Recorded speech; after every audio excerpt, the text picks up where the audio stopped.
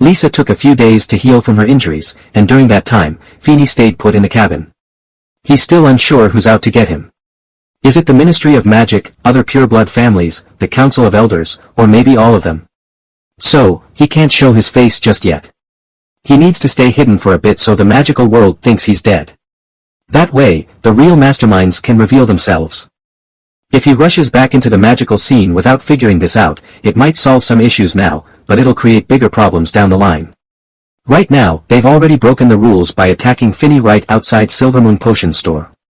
Next time, they could hit him at the Ministry of Magic or even storm Hogwarts. It's not like that hasn't happened before. Feeny needs to figure out who's behind all this so he can deal with them better and maybe even get some revenge. Since the enemy is hiding, he has to go dark himself to force them into the light. Most of the people involved are either dead or lost their minds. Even the surviving werewolf wizards were taken out by aurors sent by the ministry. Sirius managed to save a few, but no one knows what's up with Feeny and Lisa. A lot of folks are starting to wonder if Feeny is actually dead. Some are even hoping it's true. Phineas Black, a 13-year-old kid, has put a ton of pressure on these pureblood families. They can't believe a young wizard has been running the show for 10 years without them being able to fight back. Feeny has become a shadow in the minds of many pureblood leaders. While some want him gone, Sirius believes he's alive, just hurt and healing somewhere. He's been looking for Feeny and putting pressure on the Ministry of Magic. Why did so many dark wizards attack Feeny in the alley while the ministry just stood by? They only showed up after the fact and even targeted the wizards who were protecting him. Sirius can't really threaten the ministry since he's not Feeny and isn't about to start a family war. But just because he can't, doesn't mean others can't. Families linked to the Black family, or Feeny himself, teamed up with Sirius to put pressure on the ministry. The Weasley family, the Barrington family from the ministry, the Malfoys, and the Greengrasses joined in, causing quite a stir. As time passed and Feeny didn't show up, rumors about his death grew, and the Black family became more aggressive. Sirius demanded accountability from the ministry, especially from the Auror Department's minister, who just happens to be from the rich family. This put Fudge in a tough spot. He can't afford to offend either side. Meanwhile, many neutral families in the magical world, like the Lovegoods and Macmillans, were feeling the heat too. They didn't take sides, but they had underage wizards in their families. If the rich faction could attack the Black family's heirs, they could easily come after theirs too. The ministry's inaction seemed to back the rich family's choices.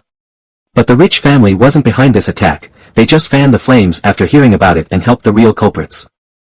Now, some families linked to the rich family, like the Lestranges and Selwyns, started feeling the pressure too, demanding answers from the ministry. Fudge was overwhelmed. He realized there were deeper issues at play. If he'd acted sooner, he could have investigated without upsetting either side. But now, the rich family's influence was waning. "Minister, you need to look into this personally," said a plump woman in a pink cardigan. Fudge sighed. "Dolores. Do I have to do everything? Why am I even keeping you around?" Dolores Umbridge replied in her sweet, annoying voice, "But, Minister, there's so much you need to know." Fudge, despite his irritation, decided to trust her. He followed her to where the black-robed wizard who attacked Feeny was being held. "What's so important that I had to come?" he asked the Auror interrogating the wizard. The Auror handed Fudge a test tube with a golden memory fragment. He poured it into the pensieve and immersed his head. The memory reacted, and soon he found himself in a shabby old house. The black-robed wizard was there with others, waiting for someone. Then, a short man with gray hair and a bald head came down the stairs. Fudge gasped, "No way." This man had a mouse-like face, watery eyes, and was missing a finger. Fudge knew him all too well. He was Peter Pettigrew, the one who had caused him so much trouble. "This can't be happening," Fudge exclaimed. Pettigrew, who was thought to be dead, stood right there, giving orders to the other wizards. He pushed a stroller in front of him, which held a baby. Fudge's heart raced. The baby had no nose and pale skin, with snake-like eyes staring at him. "Find him, kill the boy who has disobeyed me, Phineas Black," Pettigrew commanded. Suddenly, everything clicked for Fudge. This was why Dumbledore stood by Phineas. The mysterious man wasn't dead, he was behind the attack on Feeny. No. This can't be true. The mysterious man is dead. He can't come back. Fudge thought, trying to convince himself. He pulled his head out of the pensieve and turned to Umbridge. "Who knows about this?"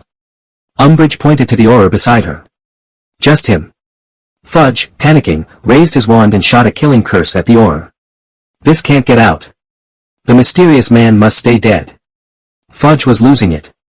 The thought of the mysterious man returning during his time as minister was unbearable. He had to keep this under wraps to maintain his reputation and control over the ministry. Umbridge seemed unfazed by the death of the aura. She only cared about power. Fudge's mind raced as he tried to figure out how to handle the attack on Finney. Finding the real culprit wasn't possible now, and the return of Pettigrew didn't matter. He needed scapegoats, people everyone would believe were responsible. The dead Auror could be one, and maybe the head of the rich family could be another. Fudge knew the ministry needed to offer something to the Black family to ease the pressure. Is Arthur Weasley part of the Department for the Suppression of Misuse of Muggle Artifacts? Fudge asked Umbridge. Yes, she confirmed.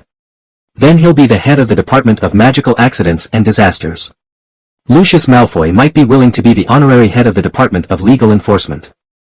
Let the neutral families pick the new minister and Minister of Transportation. As for the Greengrass family, what do you think about their conditions for supplying the Aura Department? Fudge laid out his plans clearly. Umbridge shook her head. The Greengrass family only has one adult male member and no magic equipment business. They probably won't be happy with the terms. Maybe we can donate some gold galleons to St. Mungo's in their name.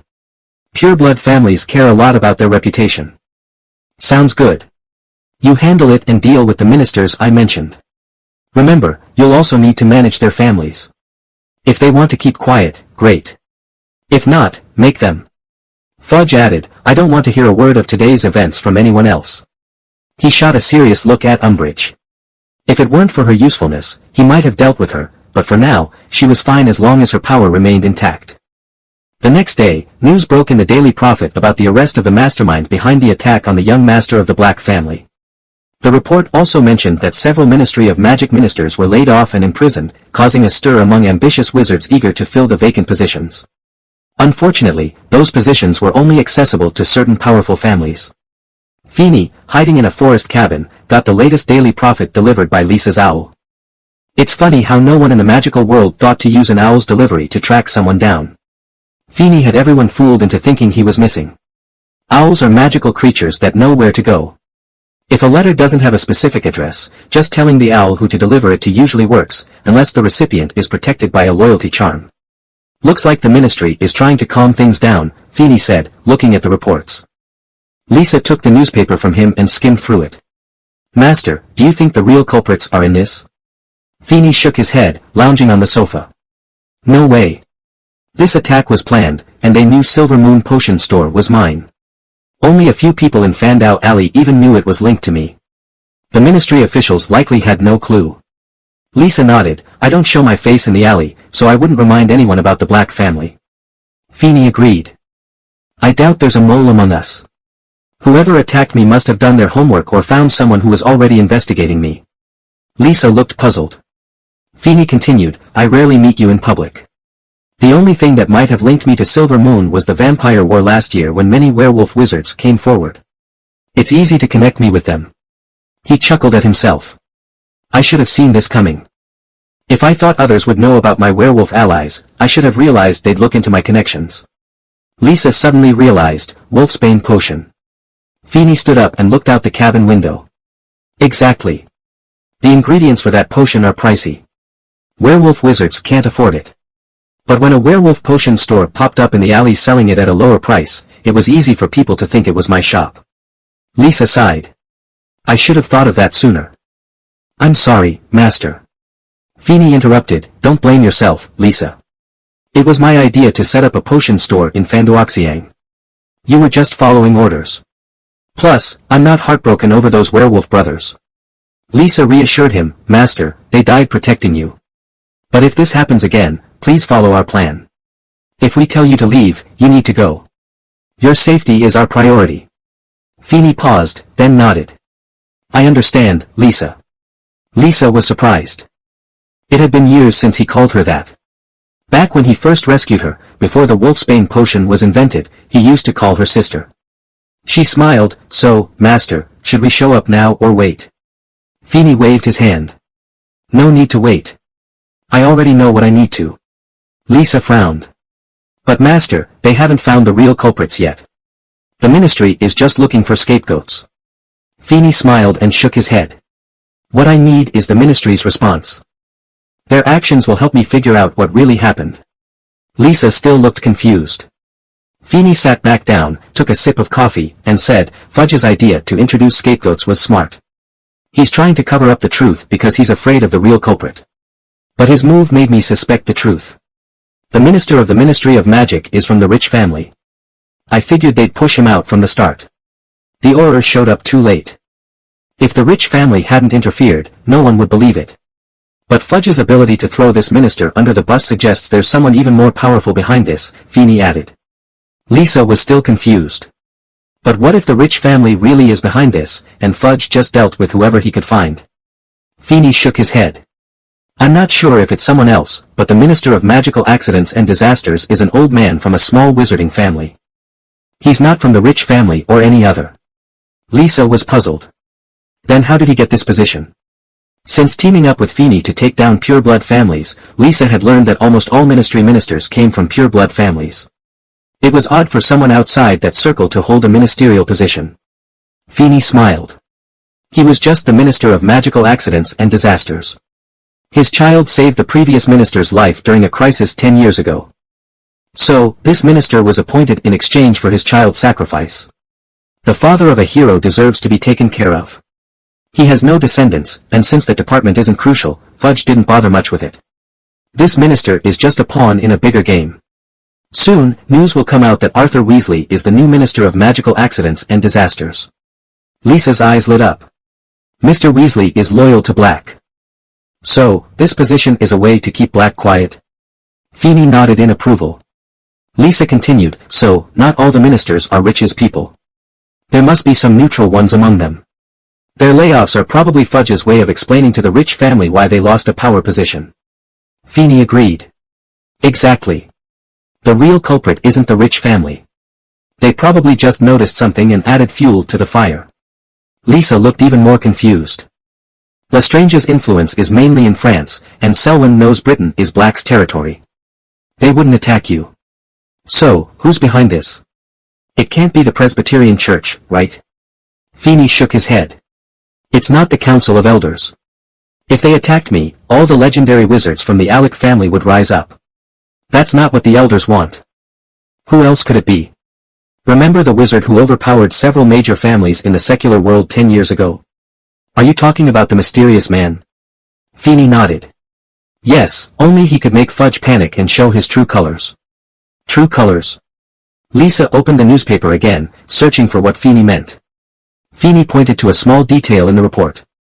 Look, besides the ministers, there's an ordinary Auror mentioned. Lisa was shocked. Really? An ordinary person wouldn't have conspired with the ministers. He's not even a suitable scapegoat. Feeney agreed. Exactly. So, his death must be silenced. Silenced? Feeney smiled.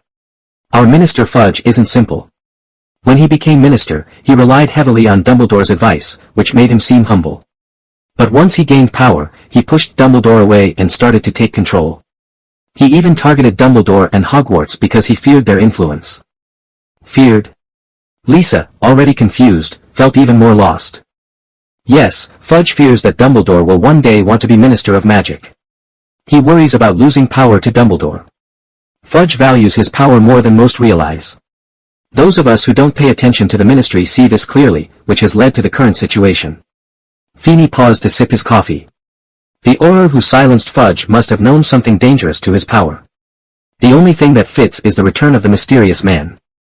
But why would the mysterious man attack you, young master? Lisa asked, still confused. She had no strong feelings about the mysterious man's return, but she couldn't understand why he would target Feeney. Even 10 years ago, when the mysterious man was at his peak, he sought to win over the Black family. If he couldn't, he ignored them. Attacking Feeney now was puzzling for Lisa. Feeney shook his head, sharing her confusion. I don't fully understand either, but I have some guesses. Lisa looked at him with wide, curious eyes. Without the werewolf scar on her face, she might have looked cute, but now it made her appear fierce. Feeney couldn't help but laugh at her expression. It reminded him of the last time he saw her like this, back when he decided to use Wolfsbane potion to recruit werewolf wizards. Honestly, it's just a guess, but it makes sense. Sister Lisa, are you not surprised by the mysterious man's return? That night 11 years ago, the whole magical world was in chaos. Lisa shook her head. I didn't feel much. I was just a little wizard back then, and my parents were in the city. I didn't know much about the mysterious man.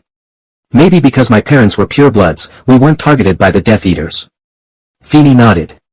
Many in the magical world fear the mysterious man, but few have faced him. Most were scared by the Death Eaters and chose to hide or join them. He paused, sighed, and continued, it makes sense, though. At that time, pureblood families wanted to use the mysterious man to drive out Muggle and mixed-blood wizards to consolidate their power.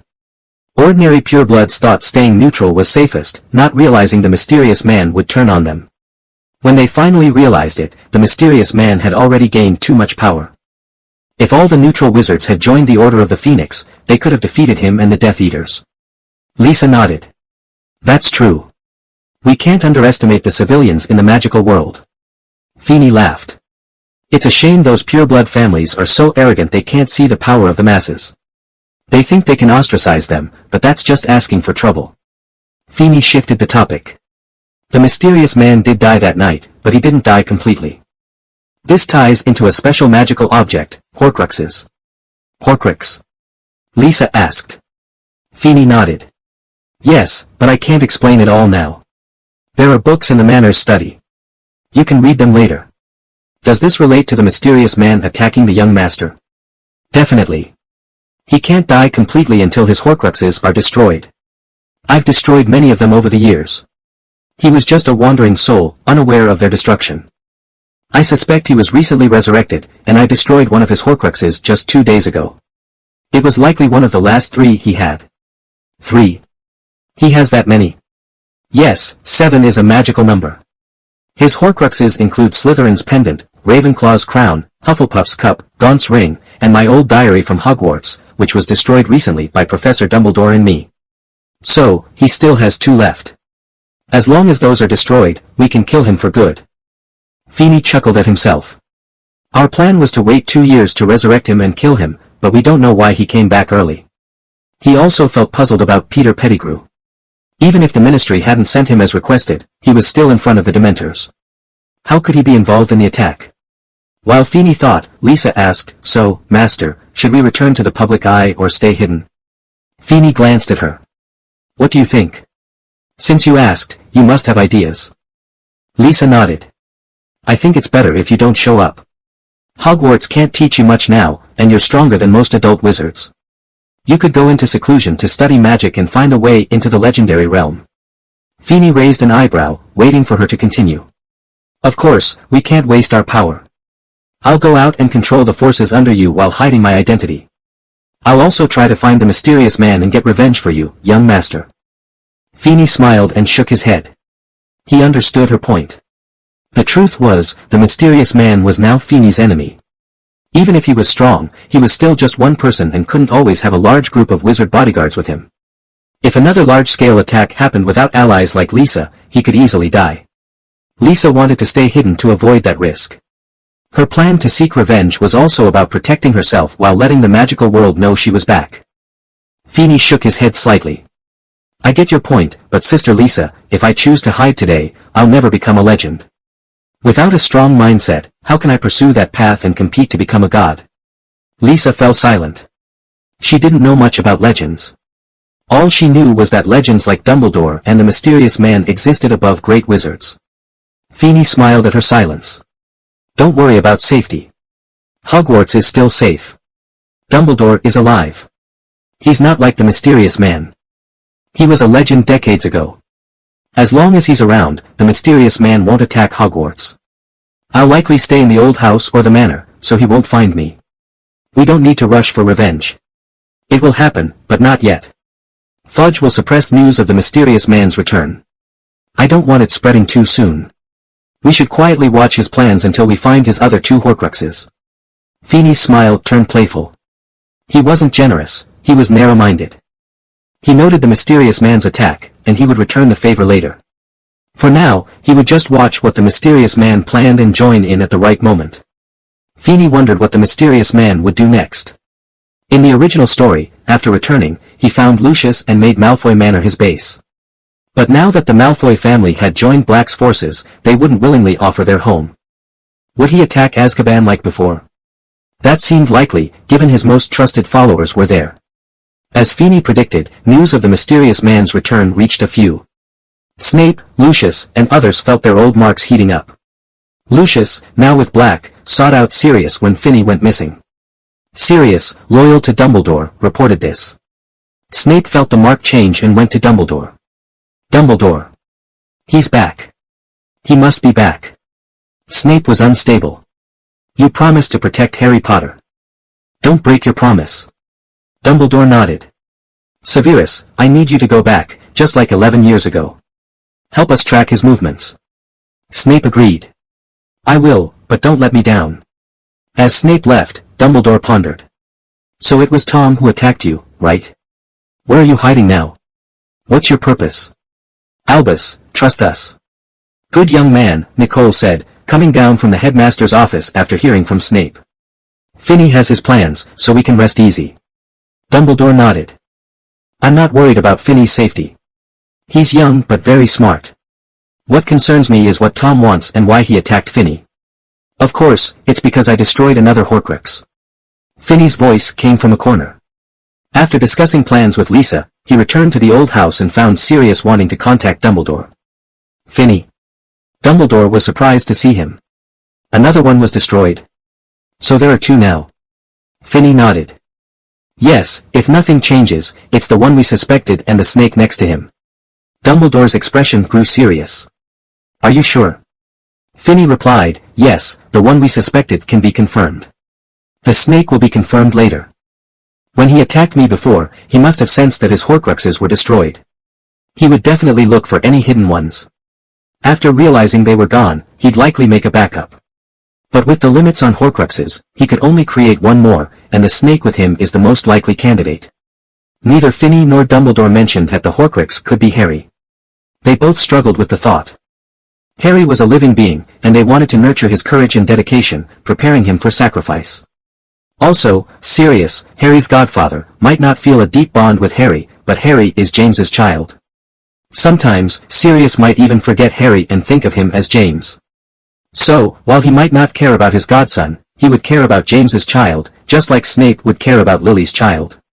Dumbledore agreed with Finney's thoughts on Horcruxes. It seems you're right. But I'm curious about how he returned. When I saw him during the Sorcerer's Stone, he was still a wandering ghost. Finney nodded. I'm curious too. There's something else you should know. What is it? Dumbledore asked. During the attack in the alley, I saw one of the attackers escape. I'm sure it wasn't an illusion. Finney's tone was serious. Dumbledore became serious too. Who was it? Peter Pettigrew. That's impossible. Before Dumbledore could speak, Sirius added, Finney, you told me you had him kissed by a Dementor. He couldn't have attacked you. Dumbledore sighed. After he was taken to the Ministry, he was sent behind the door in the Department of Mysteries. So, he should be dead. Finney nodded. That's what I wanted to tell you. I'm sure it was Peter, and Lisa got hurt because of him. Lisa? Your female werewolf assistant? Sirius asked, puzzled. She's missing too, just like you. Finney explained, she was badly injured, so I hid with her. I saw Pettigrew attack her and then turn into a mouse to escape. Nico cleared his throat. So, maybe the answer to your questions is the same. The three turned to Nico, waiting for him to continue. Albus said the mysterious man was still a wandering spirit and injured. Finney confirmed that Peter's soul was sucked away and sent behind the curtain leading to death. Now they're both back and planning to attack Finney. This reminds me of an old hypothesis. No one spoke, waiting for Nico to continue. He paused, looked at Dumbledore with a grin, and said, Albus, shouldn't you let this old man, who's lived for 500 years, sit down, have some food, and let me speak slowly? His words lightened the tense atmosphere in the office, making it feel a bit humorous. Dumbledore waved his hand, calling the house elves to bring desserts and tea. He then led Nico, Finney, and Sirius to sit on the sofas in his lounge. After a few pastries and sips of tea, Nico slowly revealed his thoughts. Finney may not know, but I spent time in the Department of Mysteries. Finney asked, confused, Senior Nico, aren't you French? Why were you working in the British ministry? Nico smiled. Finny, do you think there's only one department of mysteries in the magical world? That there's only one door leading to death? Finny shook his head.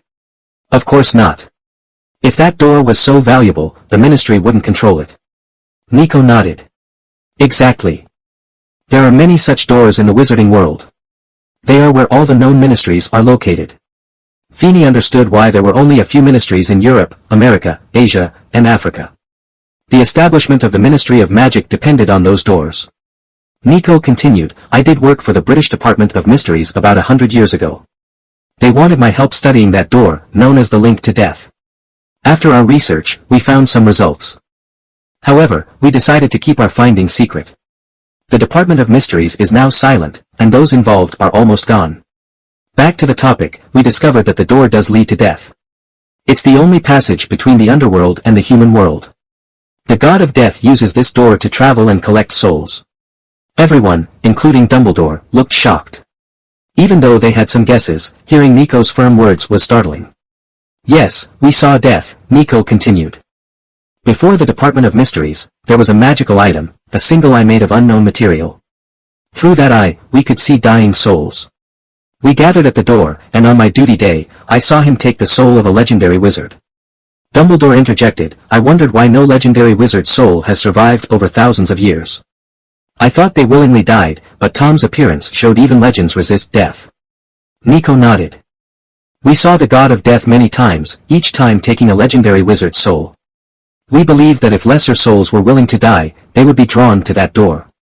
Once they become legends, they break from humanity and become demigods, unbound by that door. Only the god of death can collect their souls. Finny interjected, but I know demigods are above legends. In that realm, you must become a god quickly, or you die. Death is unavoidable. Nico smiled, shaking his head.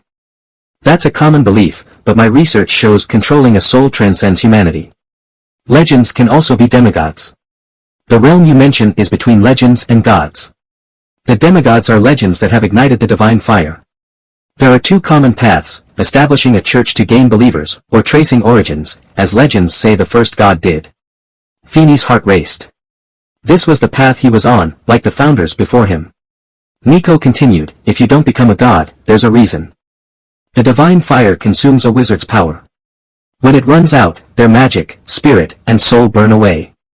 Once ignited, the divine fire can't be extinguished. The only outcome for not becoming a god is death. Even 1,000 years of power only lasts 100 years when burned for divine fire. The elders in the Presbyterian Church survived for thousands of years, but they can't become gods without joining it. Hey, I'm off topic again. The door isn't the main issue. The important point is the god of death. You might be surprised by his appearance. I was for a long time. The god of death looks almost like a Dementor. The only difference is in details. He wears a cloak that looks waterlogged, has scabbed palms, and is mostly bones.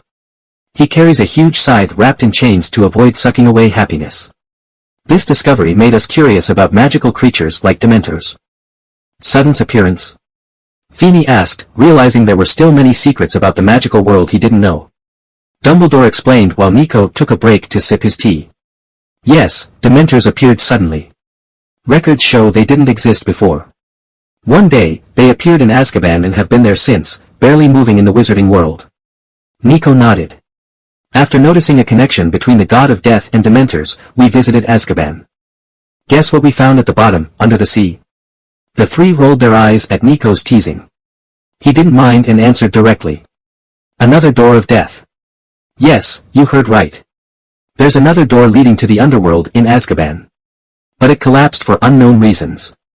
We speculate that Dementors emerged from that door and couldn't return. We think the god of death might have been a Dementor or that Dementors are his descendants. Sirius asked, does this relate to Peter and the mysterious man's return? Finny said seriously, if Senior Nico's speculations are true, then yes. He expressed his thoughts slowly. If Dementors and death are the same race, then souls might not be food for them but an instinct, like work. The Dementor's kiss is another way to take souls to the underworld. Nico nodded in agreement. Finny's guess aligns with my thoughts. It explains why Peter regained his soul after the Dementor's kiss. So, his body should have gone through the door. But what the Ministry and Feeney didn't expect is that his soul and body are together, and he's not dead.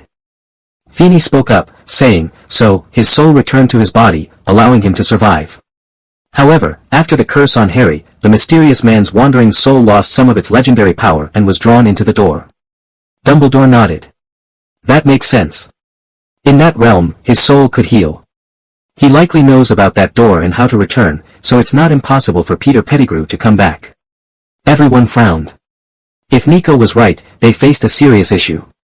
The Ministry of Magic had always viewed passing through the door and the Dementor's Kiss as severe punishments. If the mysterious man could bring back Pettigrew, he could also revive more dark wizards, which could lead to greater chaos in the magical world. I hope it's not as bad as I think, Dumbledore sighed. Feeney, sitting across from him, nodded. He placed his teacup on the table and said, it's too late to worry now. The mysterious man and Peter have returned. We need to deal with the consequences. He hesitated, unsure if he should continue. Dumbledore noticed and smiled, patting his shoulder. Just say what's on your mind. I'm worried about the Ministry of Magic, Feeney admitted. Sirius's face darkened. Those idiots. Fudge made a huge mistake by not stopping the mysterious man when he attacked Feeney. Instead, he just covered it up. After Nico finished discussing the god of death and Dementors, he quietly sipped his tea and nibbled on pastries while Dumbledore and Sirius talked about the safety of the wizarding community.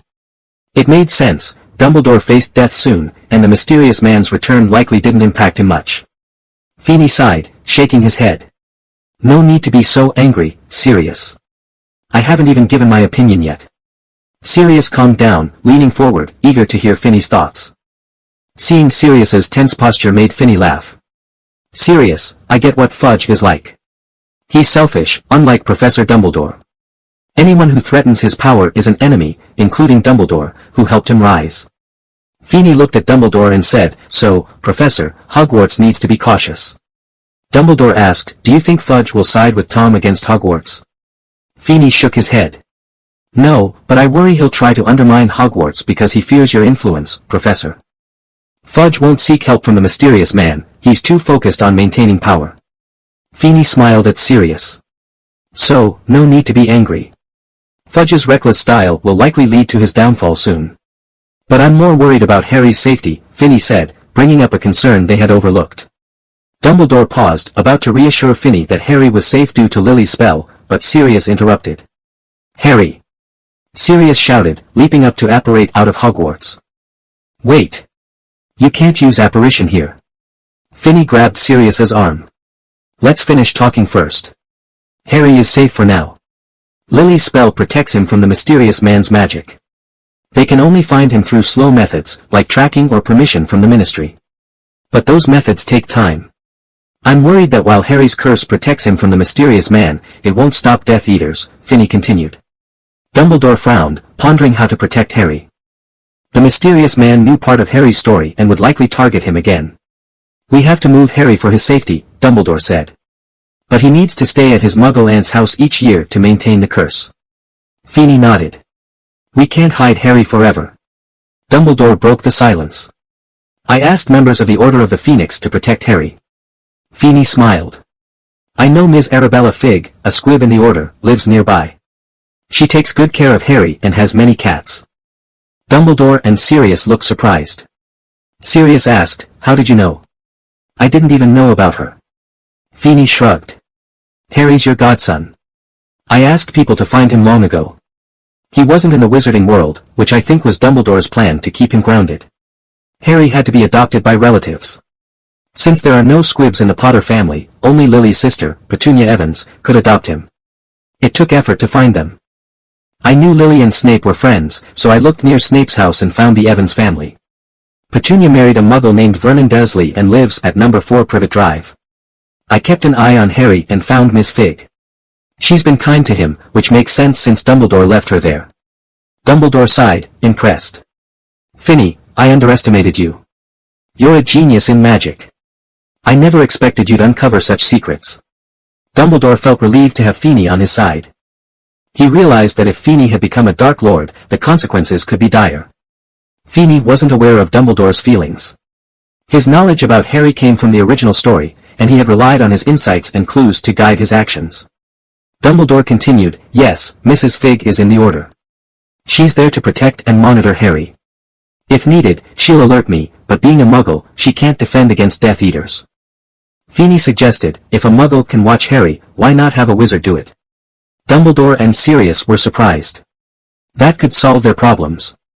Sirius said quickly, I'm going to buy a house near Privet Drive. Feeney waved him off with a smile. Sirius, no need to rush. Let others handle it. We can arrange for more people to protect you and Harry when it matters. Dumbledore's expression darkened. Feeney's words suggested he didn't trust Dumbledore or the Order of the Phoenix. Sirius, also a member, felt uneasy. Feeney, the Order can be trusted. Feeney cut him off. Can you guarantee all members are trustworthy? What if there's another Peter Pettigrew? Some members, like Mundungus Fletcher, have questionable reputations. He boasted about being in the Order but has committed serious crimes. He even tried to attack Arthur recently. If he'd go after Arthur, who else might he target?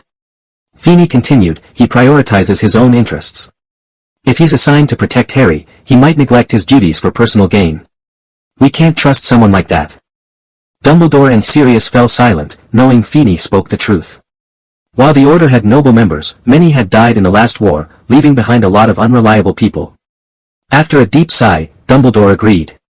Okay, but I still want the Order involved in protecting Harry. Feeney smiled. Of course. The Order knows the Death Eaters well and can work directly with you, Professor. No one is better suited to support Harry. Dumbledore nodded but felt uneasy about the arrangement. Feeney, with Tom back, the Order needs to be reorganized. Do you have suggestions? Sirius jumped in. Remus and I are ready to help, Professor. He felt excited, as returning to the Order reminded him of fighting alongside James and Remus in the past. Feeney thought for a moment. We have a cousin, Nymphadora Tonks. She's a natural metamorphmagus and has a clean background, making her a great fit for the Order. Dumbledore recalled her. Miss Tonks was quite mischievous at Hogwarts, though not as much as the Weasley twins.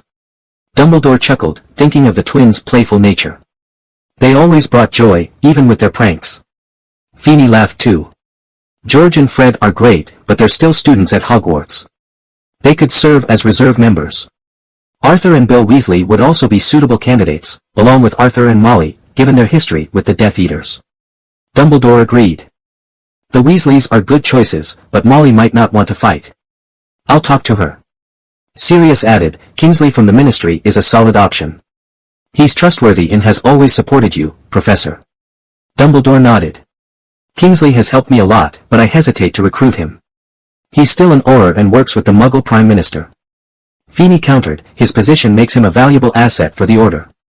Dumbledore looked at Feeney, intrigued. Explain your reasoning. Feeney smiled. Kingsley's role in the Ministry fills the gap left by Mad Eye. The Order lacks a spy there now. He's an Auror and protects the Muggle Prime Minister, so he's well informed. Plus, he's friendly with you and has a black background, making him trustworthy. Dumbledore smiled. You make a good point. Suddenly, a loud snore interrupted them. Nico lay on the sofa, sound asleep, holding a teacup in one hand and a half-eaten pastry in the other. He snored loudly, bubbles forming on his nose with each breath. Looks like Nico is tired, Dumbledore said fondly. Feeney couldn't help but notice the kindness in Dumbledore's gaze. It was unusual for a younger man to look at an older one that way, but he kept his thoughts to himself. Standing up, Feeney said, Professor, I'll arrange protection for Harry. He'll be with us soon, but we should set up the guards now to avoid drawing attention. Dumbledore nodded. You're very thoughtful. Just remember to have someone communicate with the Order. Feeney went to arrange protection while Sirius headed to pick up Harry. Originally, he planned to fetch Harry after a week, but after Feeney's warning, Sirius decided it was better to bring Harry back sooner. They'd likely spend the holiday in a safe manner. As they left Hogwarts, Feeney said to Sirius, after you pick up Harry, go back to your old home first. Avoid the manor from last Christmas, it might not be safe. We can discuss holiday plans when I return. Feeney paused, then added, I think it'd be great for Harry and me to spend time with Nico. You can join too. Nico is a powerful wizard, and even a little guidance from him would benefit Harry. Sirius hesitated. Let Harry choose. Feeney agreed. Right, Harry deserves to decide. I'll ask him. With that, Finney disapparated, leaving Sirius deep in thought. The magical world was dangerous now, and their holiday plans might need to change. They couldn't travel freely or participate in risky activities this year. Finney wanted a safe, novel place for Harry, and Nico's home was perfect. It was hidden and full of wonders, making it an exciting place for Harry, who hadn't grown up in magic. Sirius was still unsure. He had limited time with Harry and worried about his happiness. As a new father, it was normal to have these concerns. With that in mind, Sirius rode his motorcycle from the Scottish Highlands to Privet Drive. Meanwhile, Finney was focused on the Silver Moon Potion Shop, which was no longer viable as a base. His target was the Black Family's bar near Bristol Cathedral Meadow Station. It had a Muggle shielding spell and was a well-known wizard bar.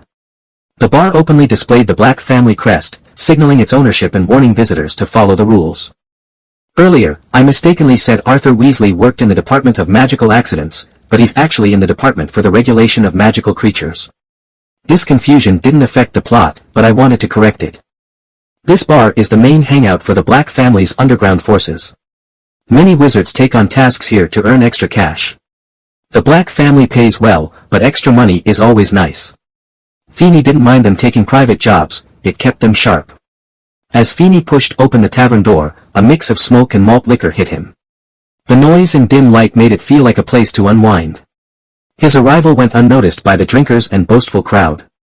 Most were vagrants or dark wizards without official status, so they stayed here. They were generally quiet and avoided trouble, only dealing with issues after they left the tavern. The tavern was safe from aura inspections, so patrons felt secure and often helped maintain peace. Finney noticed a group of men in strange robes sitting away from the fireplace and windows. People usually avoided that corner unless there were no other seats. Their presence drew attention as they looked cold and isolated. One man shot Finney a warning glare before returning to his meager meal. "If I were you, I'd stay clear of them," a young bartender warned Finney. "What do you want?" he asked. Finney smiled and placed a silver coin on the bar. "Just a butterbeer." "Who are they?" The bartender's eyes lit up at the coin. He pocketed it quickly. "They came in during a storm a few nights ago, looking nervous. They asked for a room and haven't left since. They only eat simple bread and soup." Leaning closer, the bartender whispered, "They feel like fugitives. They're trouble." Finney chuckled. "This pub isn't afraid of trouble." The bartender grinned, wiping a glass. "We never back down." Finney took a sip of the butterbeer, enjoying the rich cream and cherries on top. "Very nice," he said, setting down the glass. The bartender beamed. "Thank you. Want anything else?" "Just a fire dragon-flavored fried pancake." The bartender paused. "That'll take some time. You can wait in the room upstairs." Finney nodded, finished his drink, and followed the bartender upstairs. Patrons didn't bat an eye. It was common for customers to go upstairs for information or tasks. However, Finney was taken to the 4th floor, where only one room existed. It was usually cleaned but never opened. After leaving Finney in the room, the bartender closed the door. Finney sat by the window, picked up a book, and began reading. A knock interrupted him later. "Come in." Finney closed the book and looked at the door. A well-dressed man entered, bowing slightly. "Young master." Finney gestured for him to sit. "Any important news?" The man nodded. "Rumors say the Dark Lord is back, and many former Death Eaters are gathering. Some regulars haven't shown up. I sent someone to confirm, but they haven't returned." Finney replied, "He's back. He was behind my recent attack. Your people won't return. Given his character, he'll find and kill anyone following him." The man looked tense. "Are you sure?" Finney raised an eyebrow. "Do you think I'd lie? Or don't you believe me?" The man quickly shook his head. "No, master, it's just bad news." Finney smiled. "True. We need to gather our people and send their families to the peninsula. No worries for those who work for us. The war is about to begin." The man nodded. "Understood, master. I'll inform them and activate all intelligence channels." Finney changed the subject. "What about those people downstairs?" The man smiled. "They're poachers caught by the ministry. They went to Romania for dragon eggs and are hiding here now." "Dragon eggs? What kind?" "A two-headed dragon, one Romanian longhorned and the other a Hebridean Islands black dragon." Finney smirked. No wonder they're in trouble. Those dragons are rare. Are you going to ask if they have the eggs? If not, we could use them for our dragon farm. The Hebridean Islands black dragon is a fire dragon from Scotland, known for its aggressive nature and large territory. They're hard to find, even in their homeland. The man nodded, promising to remember this. Feeney continued, please arrange for a few people to stay near number 4 Privet Drive in Little Whinging, Surrey. The man looked puzzled. Master, there aren't any wizards in Surrey. Why there? Feeney wasn't annoyed. This man was older than Sirius and had been a loyal retainer of the Black family. His father had managed the family's intelligence. Harry Potter lives nearby. The Dark Lord will come after him, so we need to keep an eye on him and protect him. Dumbledore will send some people too, so our folks shouldn't clash with others. The man nodded. Understood, Master. I'll tell our people to stay hidden. Feeney was satisfied and didn't ask about the candidates. He trusted the man to handle it discreetly, even if it caused some complications. After discussing some information, Feeney left the tavern. The man then found the poachers, bought dragon eggs at a low price, and headed to the Black family's dragon farm. Once outside, Feeney returned to his old house in London. Inside, he found Sirius and Harry by the fire, playing wizard chess. Feeney! You're back! Harry exclaimed, excited to see him. Feeney smiled. I had some errands. Did Sirius tell you about my proposal? How was your trip? Harry nodded, saying it went well. Sirius looked uneasy. It was smooth, but we had some trouble. Feeney sat down, serious now. What trouble? Sirius explained, after picking up Harry, I wanted to take him to Diagon Alley. We faced a siege there, and while it was resolved, I feel like I missed something. Feeney suddenly remembered the mysterious man's resurrection and quickly asked Harry, are you hurt? Harry was about to shake his head when Feeney added, if there's blood, it counts as an injury. Harry nodded. I'm not sure. After I escaped the crowd, my robe got torn, and my arm was scratched. Feeney noticed a small cut on Harry's right forearm. It wasn't big, but it was enough to draw blood. This made his expression darken. Seeing Feeney's serious face, Sirius quickly asked, Feeney, what's wrong? Feeney shook his head, keeping his thoughts to himself. He wrote a note and sent it to Dumbledore. Just then, Dumbledore appeared in a burst of flames. Feeney, is it true? Feeney nodded gravely, pointing to Harry's wound. Harry was hurt. His blood could be collected by someone. Dumbledore's face went pale. Sirius jumped up, looking at Feeney. Are you sure someone got Harry's blood? Harry, confused, raised his hand. Can someone tell me what's going on? Feeney sighed and motioned for them to sit. Take a breath. It's happened, and worrying won't change it. Just relax. Once seated, Feeney explained, this is similar to what you learn in your 3rd grade defense against the dark arts class. I'll fill you in now. He pointed to a bookshelf, and a heavy book landed in Harry's hands. This book covers common dark magic and curses. You should read it. Seeing Harry's anxious look, Feeney got serious. Common curses often use a medium, usually personal items of the cursed person. For example, the defense against the dark arts position at Hogwarts is cursed. No one has lasted more than a year in that role. He continued, blood is often used in curses, and those can be deadly.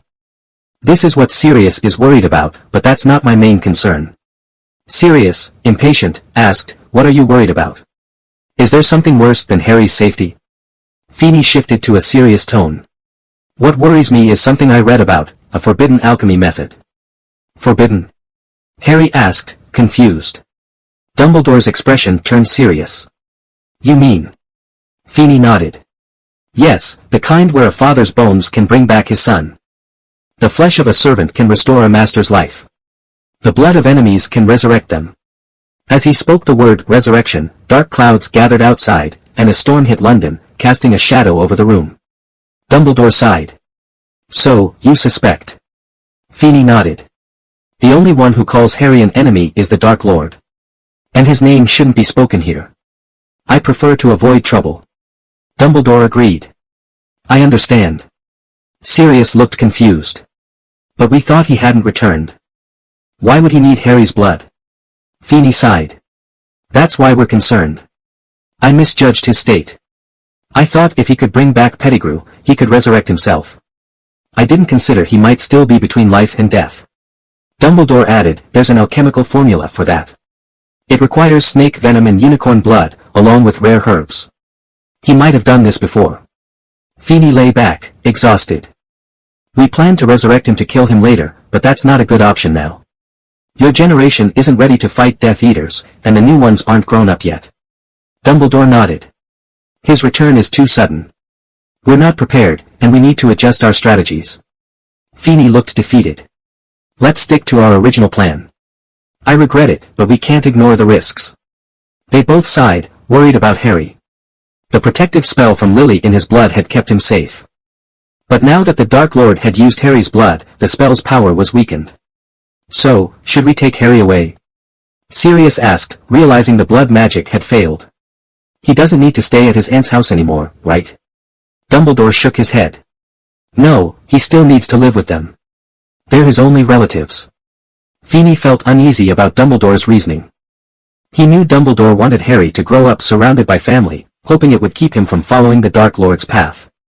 Feeney snapped his fingers, and house elves appeared, lighting candles to brighten the room. They had been in darkness too long. Feeney turned to Harry. Let's move on from this. Has Sirius told you about my proposal? The magical world isn't safe now, so some of your plans might not work. Do you want to come with me to Nico's place? Harry's eyes widened in shock. Wait, you mean Nico Flamel? The one who made the Philosopher's Stone? Feeney smiled. Yes, and Dumbledore will join us. Since the Sorcerer's Stone was destroyed, he doesn't have much time left. Harry exclaimed, can I really go? Dumbledore nodded. Of course, Harry. Nico will be thrilled to see you. Older people love kids. Feeney chimed in, especially Mr. and Mrs. Nico, since their own kids aren't around. Feeney then paused, looking at Dumbledore. By the way, does Nico have any children? Dumbledore sighed. No, they never had kids. Perenelle had health issues, and by the time she was cured, they were too old to raise a child. Plus, it would be dangerous for the wizarding world. Feeney frowned. What about Nico's family in France? Dumbledore smiled sadly. They're his brother's descendants. Nico helped them early on, but he never claimed them as his own. Feeney clicked his tongue, shifting his focus back to Harry. So, do you want to spend a holiday with Nico? It might be boring, but you won't be bored. Dumbledore added, as a master alchemist, he creates many interesting gadgets. Just like Feeney, Dumbledore wanted Harry to spend the holidays with Nico. It was safe, and Dumbledore hoped Harry could learn about loss and appreciate life more. Harry was still on his training path. After realizing he carried a fragment of the Dark Lord's soul, both Dumbledore and Feeney wanted him to understand emotions better. They aimed to deepen his connections with others, so he wouldn't be swayed by the dark influence. After Dumbledore spoke, Harry's eyes lit up. He clearly wanted to go. Kids are drawn to the unknown. But just when Feeney thought Harry would agree, he asked, Professor, Feeney, Sirius, don't you need to tell others that you know who is back? Feeney was surprised and glanced at Dumbledore, who smiled kindly at Harry. Why should you tell them? Harry replied, the Dark Lord is back. We need to prepare everyone. What are we preparing for? Feeney asked, curious about Harry's thoughts. Harry scratched his head, feeling silly for asking. He thought Dumbledore and Feeney must have already considered this. But he answered anyway, to keep everyone safe. Dumbledore smiled, pleased with Harry's response. He admired Harry's kindness despite his tough childhood. He was glad Harry wasn't influenced by the Dark Lord's soul fragment. Feeney felt satisfied too. Harry was Sirius's godson, and his views mattered to the Black family. If Harry had extreme views, it could affect them. Luckily, Harry was good-hearted and grateful. Harry, you shouldn't worry about these things at your age, Feeney said slowly. But since you asked, I'll explain. Dumbledore looked uneasy but let Feeney continue. Feeney explained the political issues surrounding the Dark Lord's return, the Ministry of Magic, and the selfishness of people in power. He occasionally added comments to ease Harry's worries. When Harry learned that the Ministry knew about the Dark Lord's return but chose to hide it to protect their power, he felt disappointed. He believed everyone should unite against such evil. People can be selfish, Feeney said. They often choose what benefits them, even if it's just self-deception. Harry fell silent, reflecting on this. Dumbledore also went quiet. He wanted to inform others about the Dark Lord's return but hesitated. He had seen how politics could corrupt, especially after his experience with Grindelwald. Despite his reservations, Dumbledore felt that if even one person believed him, it was worth it. After a moment, Finney stood up. "Okay, Professor, I think Creature has dinner ready. Let's eat together. Tomorrow, we'll visit Nico." Dumbledore hesitated but nodded. If Harry wanted to go, Sirius would follow. They were the only ones who knew how to reach Nico, and it was easier to travel together. Creature prepared dinner, tailoring it to their tastes. Both Dumbledore and Harry loved sweets, so Creature made sure to include plenty. At the dinner table, Feeney enjoyed his food while Sirius entertained Harry with stories from the wizarding world, trying to lift Harry's spirits. Dumbledore smiled as he ate dessert, appearing unfazed by the Dark Lord's return. Feeney envied Dumbledore's calmness in the face of chaos. Suddenly, Harry spoke up. "Professor, Sirius, Finney, can you call me Magic?"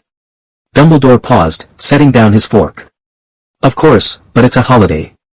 Maybe you'd prefer to relax instead?" Feeney asked, "Harry, what's your reason?" Harry hesitated, unsure if his reasons would be accepted. Feeney waited patiently for him to gather his thoughts. Dumbledore resumed eating, seemingly unfazed by Harry's question. Finally, Harry looked up. "I want revenge." "Oh. Tell me more," Feeney encouraged. "The Dark Lord killed my parents and almost all my relatives. I need to be strong enough to fight back, for my safety and for Ron and Neville." Feeney nodded. "I understand. But if I teach you, it won't be like Hogwarts. You won't have a holiday.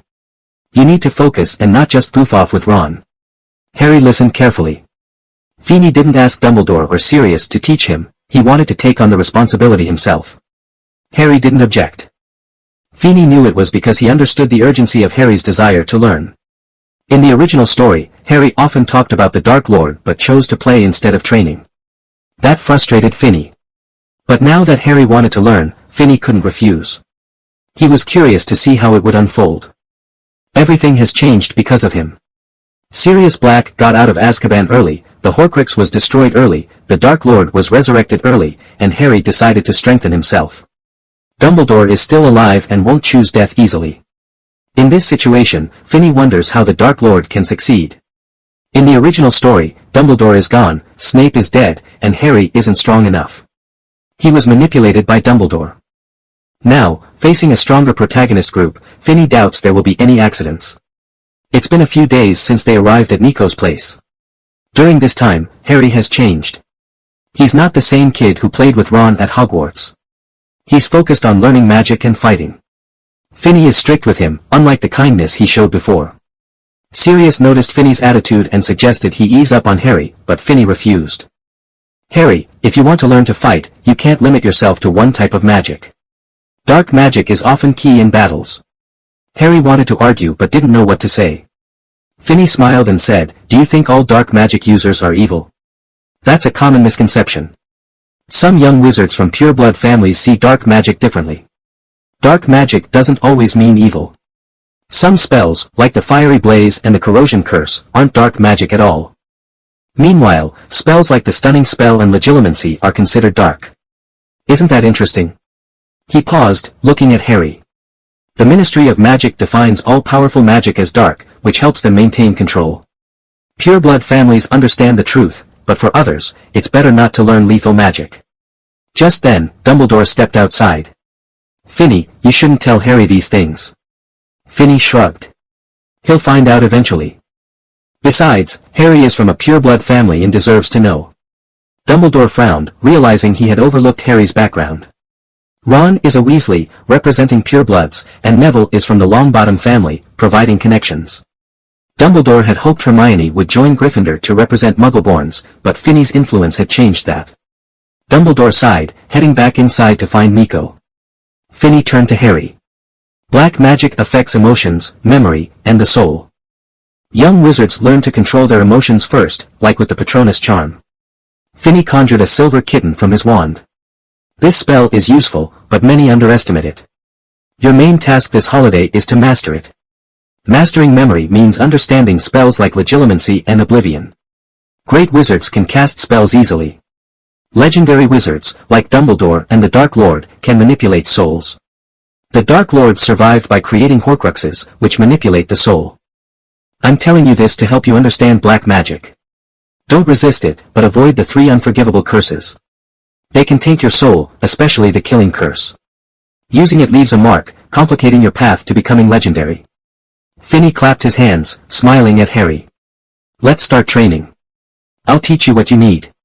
Other magic, you'll learn in class. First, you need to master the disarming spell. Before that, find a comfortable grip for your wand. Your current grip is too rigid.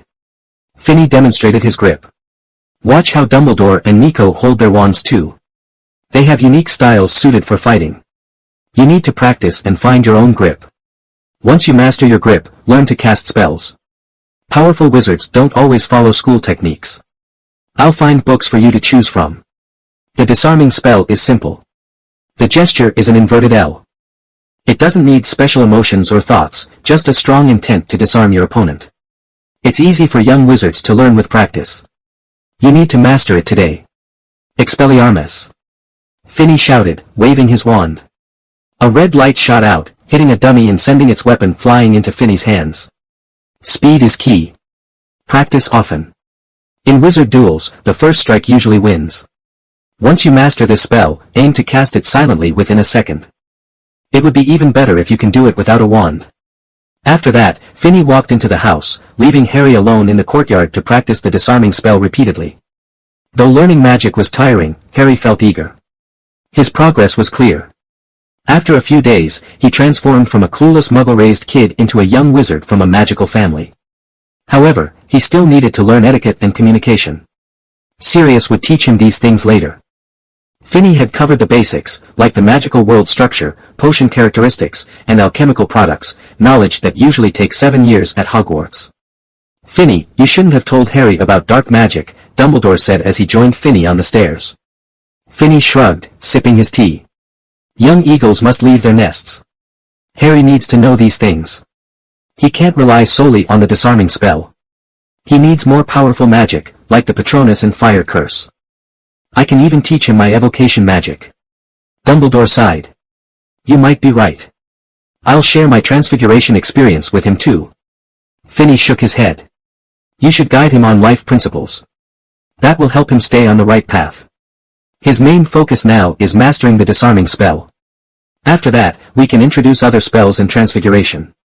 Transfiguration requires experience and imagination. While it's helpful in combat, it takes time, and Harry needs time right now.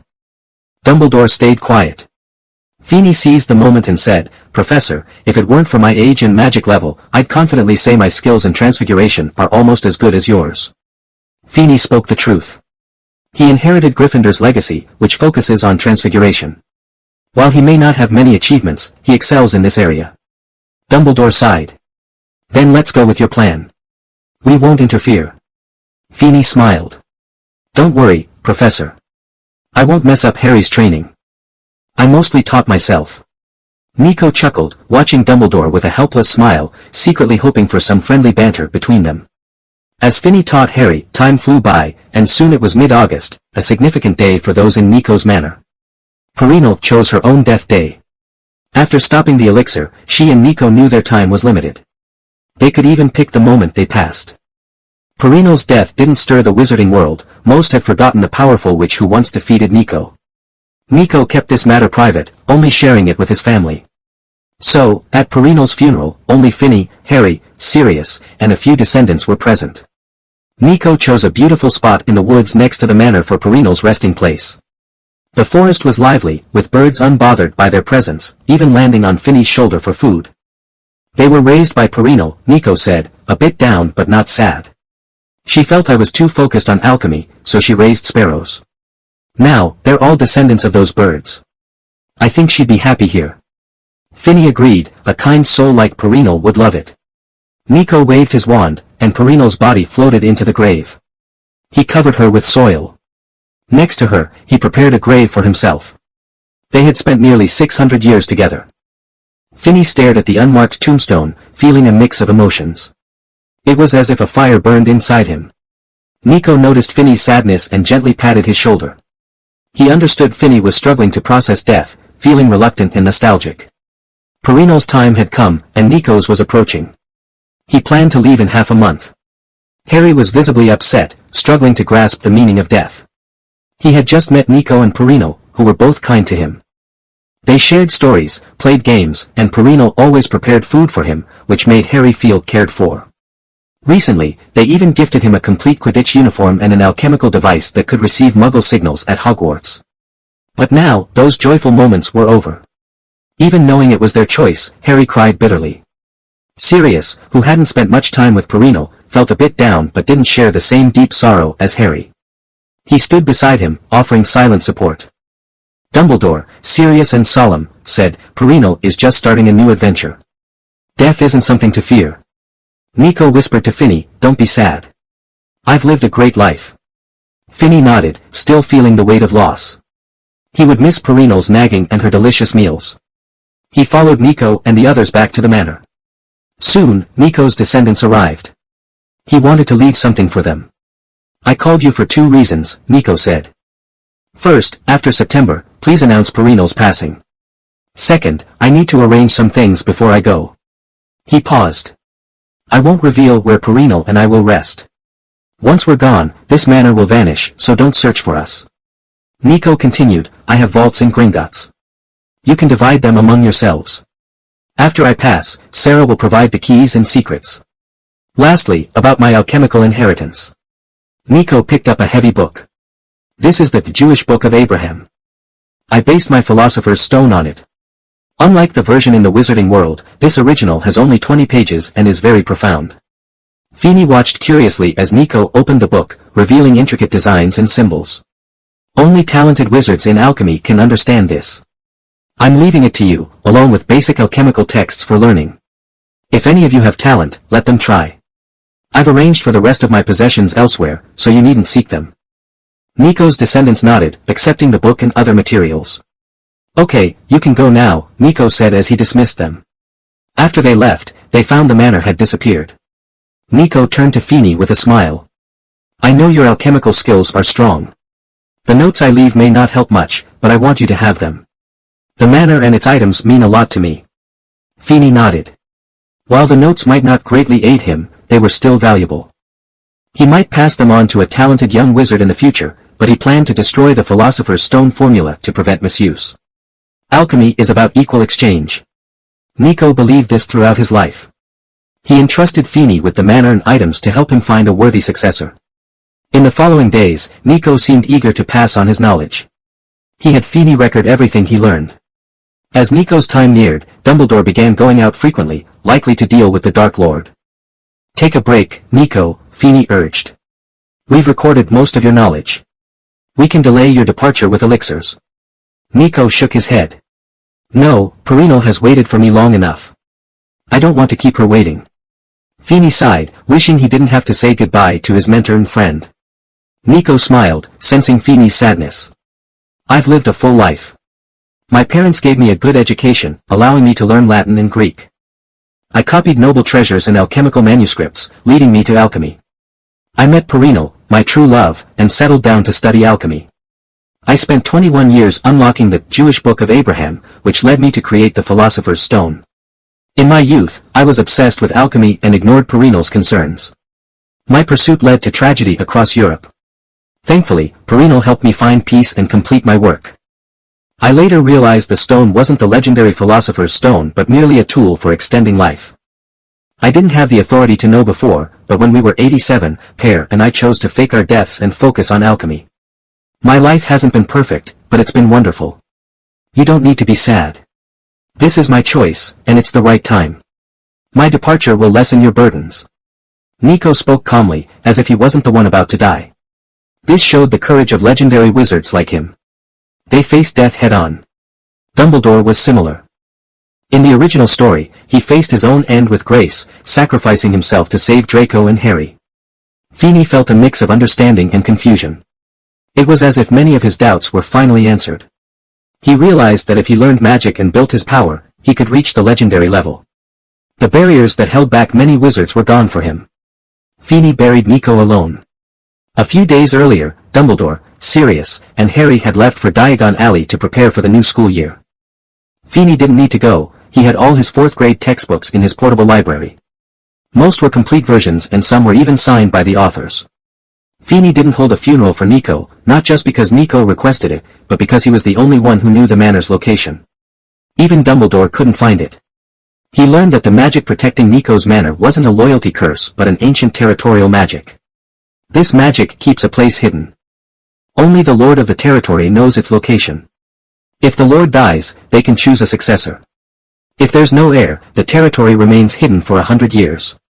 Nico chose Feeney as his heir, making this area truly belong to him. He didn't need anyone's approval or permission from the Ministry of Magic. This place was forgotten by the world. Soon, school would start in September. Thanks to Feeney, Dumbledore invited Sirius to be the new defense against the dark arts professor. So, Gilderoy Lockhart, the fraud from the original story, wouldn't be teaching. The Malfoy family joined the Black family's camp, avoiding conflict with the Weasleys. The diary was destroyed, leaving only the basilisk in Slytherin's Chamber of Secrets. Everything that was supposed to happen this school year was disrupted by Feeney. It seemed this year would go smoothly. On September 1st, Feeney rushed from his manor in France to platform 9 3/4 at King's Cross Station in London. There, he met the Weasley brothers, Jordan, Harry, and Ron. He also spotted Mad-Eye Moody, his niece Tonks, and Mr. and Mrs. Weasley. Sirius would take the train to Hogwarts with them, so he wasn't on the platform. Many young wizards Feeney knew were starting this year, including Ginny Weasley, Astoria Greengrass, and the quirky Luna Lovegood. Mr. Black. Astoria called out, waiting for Feeney instead of boarding the train with her sister. Feeney smiled. We're already familiar. Just call me Feeney. Astoria blushed, possibly remembering how Feeney cured her blood curse. Even in an open country, an 11-year-old girl might feel shy around a handsome older boy. Feeney, just call me Leah, she said. Feeney nodded. Why didn't you get on the train with your sisters? Astoria sighed. They can be annoying. Feeney gently patted her head, surprising her. He hadn't touched anyone's head before, but it felt nice, like petting a cat. Seeing Feeney board the train, Astoria hurried after him. Feeney found George's compartment, where Ginny sat looking unhappy. Her brothers had dragged her away from her friends. How was your vacation? Feeney asked George, Fred, and Jordan. Hi, Ginny, he added, sitting across from them. He gave the window seat to Astoria, who liked it. This is Astoria Greengrass. She's the new Slytherin student, Feeney introduced her. Why did you and Fred upset Ginny? Feeney asked George. Fred shrugged. She wanted to sit with Harry, but we didn't want her influenced by Ron, so we brought her here. Ginny frowned more at this. Feeney smiled knowingly. Ron and Ginny were siblings, they wouldn't lead each other astray. The Weasley brothers had a mixed relationship with each other, especially with Percy, but they all looked out for Ginny. Feeney, I read in the Daily Prophet that you were attacked in the alley. Are you okay? Jordan asked. Astoria looked concerned, having missed the news. Ginny waited for Feeney's answer. Feeney shrugged. I'm fine. I was just chatting with you. But I do have something important to share. He looked at Astoria and Ginny. Ginny, go find Luna Lovegood. You two are the same age and live close. Ginny nodded and left. Feeney then said to Astoria, Leah, go find Harry and the others. Astoria, familiar with Hogwarts from last year, stood up and left. George asked, what do you want to say? Feeney waved his hand. Just waiting for them to return. Fred was confused. Aren't you going to send them off? Feeney shook his head. No, they need to hear this too. I just don't want to repeat myself. The three brothers exchanged glances, realizing they misunderstood. Soon, Ginny returned with Luna, and Leah brought Harry, Ron, Neville, Draco, and Hermione to the compartment. The space quickly filled up, making it crowded. Everyone squeezed together. You need to hear what I have to say next. They all shifted closer. George sat on Fred's lap, while Harry and Ron squeezed together. Feeney, along with Draco and the girls, stayed a bit apart since he was the one speaking. I think you all know I was attacked outside the Silver Moon potion shop, Feeney began. Everyone nodded, with Harry looking thoughtful. Feeney continued, that shop was mine, so the attack was planned, not a surprise as the Daily Prophet claimed. You should also know how the Ministry of Magic handled it. They laid off many employees, it seems serious. But the real attacker is someone familiar to you all, the mysterious man, the one you can't name. He paused for a moment, letting it sink in. I want to tell you that the mysterious man has returned and likely resurrected in his prime. Harry knows this. Hermione asked, Finny, have you told Professor Dumbledore? Finny nodded. We analyzed this together and confirmed our findings. Draco stroked his chin, saying, no wonder my father warned me to be careful today and prepared a magic item for me. Finny agreed. I think the Weasleys also prepared something for George and you. Some members of the Order of the Phoenix are here to handle any sudden events. Hermione frowned.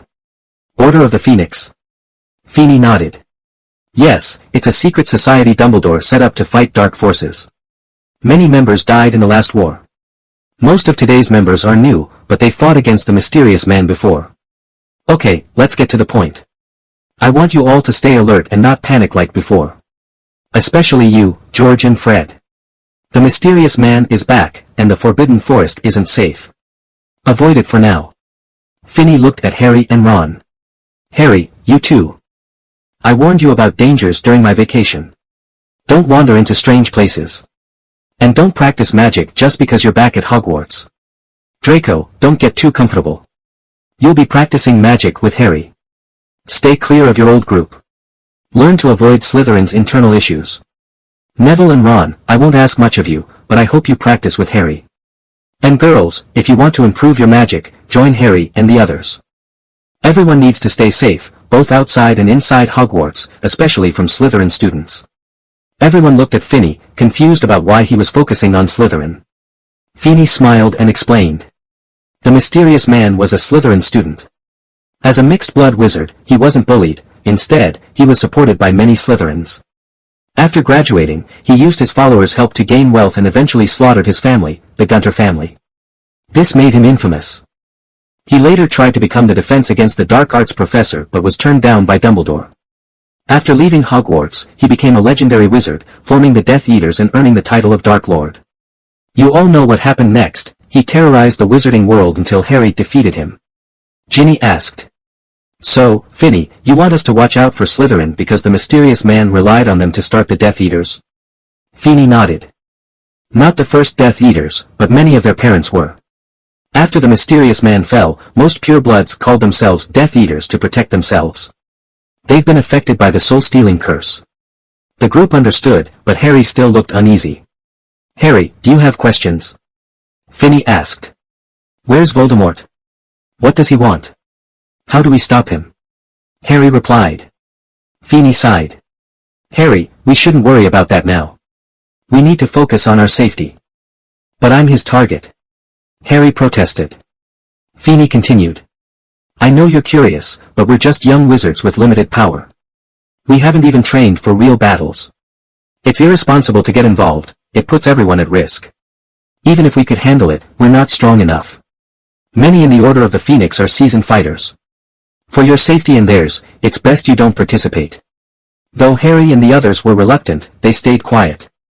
They knew Finny was right, they were still young wizards. Draco, Luna, and Astoria seemed indifferent, clearly understanding their limits. After their discussion, everyone returned to their box. Harry and the others went back, with Hermione and Draco following. Despite their usual rivalry, Draco and Ron could share a box when facing a common threat.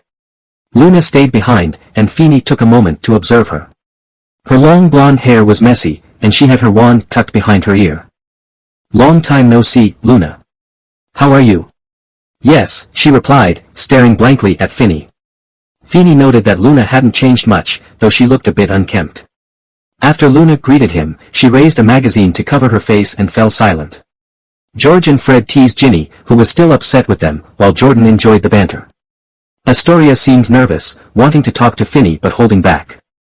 The train journeyed through open fields and villages, with the weather shifting from sunny to stormy. As night fell, the lights in the box turned on. Luna put away her magazine and looked around at everyone. Astoria still didn't speak up, turning to gaze out the window as Hogwarts came into view. I think we should change. Can the boys step out? Ginny suggested, her tone hinting at annoyance with George and Fred. Finny nodded. Of course. He stepped out, and George followed with the others. Hey, Finny. George called. Tell us about your vacation. We thought you were in danger since you didn't reply to our letters. Finny shrugged. I spent time with an old man in his final days. His home was magically protected, so I couldn't get your letters. What magic? The twins asked eagerly. But Finney waved his hand, not wanting to discuss Nico. Just then, the girls returned, having changed into their robes. The train slowed, and everyone gathered their things to disembark. After a long day, even powerful wizards felt tired. Finney and his friends trudged toward the exit, merging with the crowd. The scent of pine trees along the lakeside path refreshed Finney's mind. On the platform, Hagrid's familiar voice rang out. "First-year students, come here." Hagrid stood tall, his wild hair and beard illuminated by the lantern he held. "Go ahead, I'll wait for you in the hall," Finney whispered to Astoria. She nodded and walked toward Hagrid with Luna and Ginny. Finney and the others watched the girls join Hagrid before heading outside to the rain-washed street, boarding the horseless carriages. Finney didn't search for Harry, it seemed they would head to the castle together. The carriages creaked along the path, and though Finney had taken them before, this time felt different. The stone pillars at the school gate loomed, wild boars with wings still perched atop. Yet, Finney sensed darkness from the forbidden forest nearby, as if a shadow loomed over Hogwarts. As the towering castle came into view under the night sky, Finney and his friends prepared to reach their destination. When the carriage stopped at the stone steps, they disembarked and hurried up to the oak doors of the castle. It had only been a few months since he was last here, but it felt strange. The hall was dimly lit by torches, echoing with the footsteps of young wizards. Finney walked across the stone floor toward the right doors leading to the great hall. The usual ghosts were absent, and the portraits whispered as if sharing alarming news. The long tables in the great hall were set with empty dishes, waiting for the sorting ceremony. The dark ceiling mirrored the cloudy sky outside, hinting at the challenges ahead. The dark room lit up with floating candles. The students filled the long tables, waiting for the new kids to arrive. The first years chatted happily, sharing summer stories, greeting friends, and checking out each other's new hairstyles and outfits. Finney sat at the head of the Slytherin table, alone. The other students avoided him, likely due to fear from his past conflicts. Now, they probably heeded warnings from their families about the mysterious man who had attacked him during the holidays. Looking around, Finney noticed the only change was the graduating seniors. He then focused on the staff table.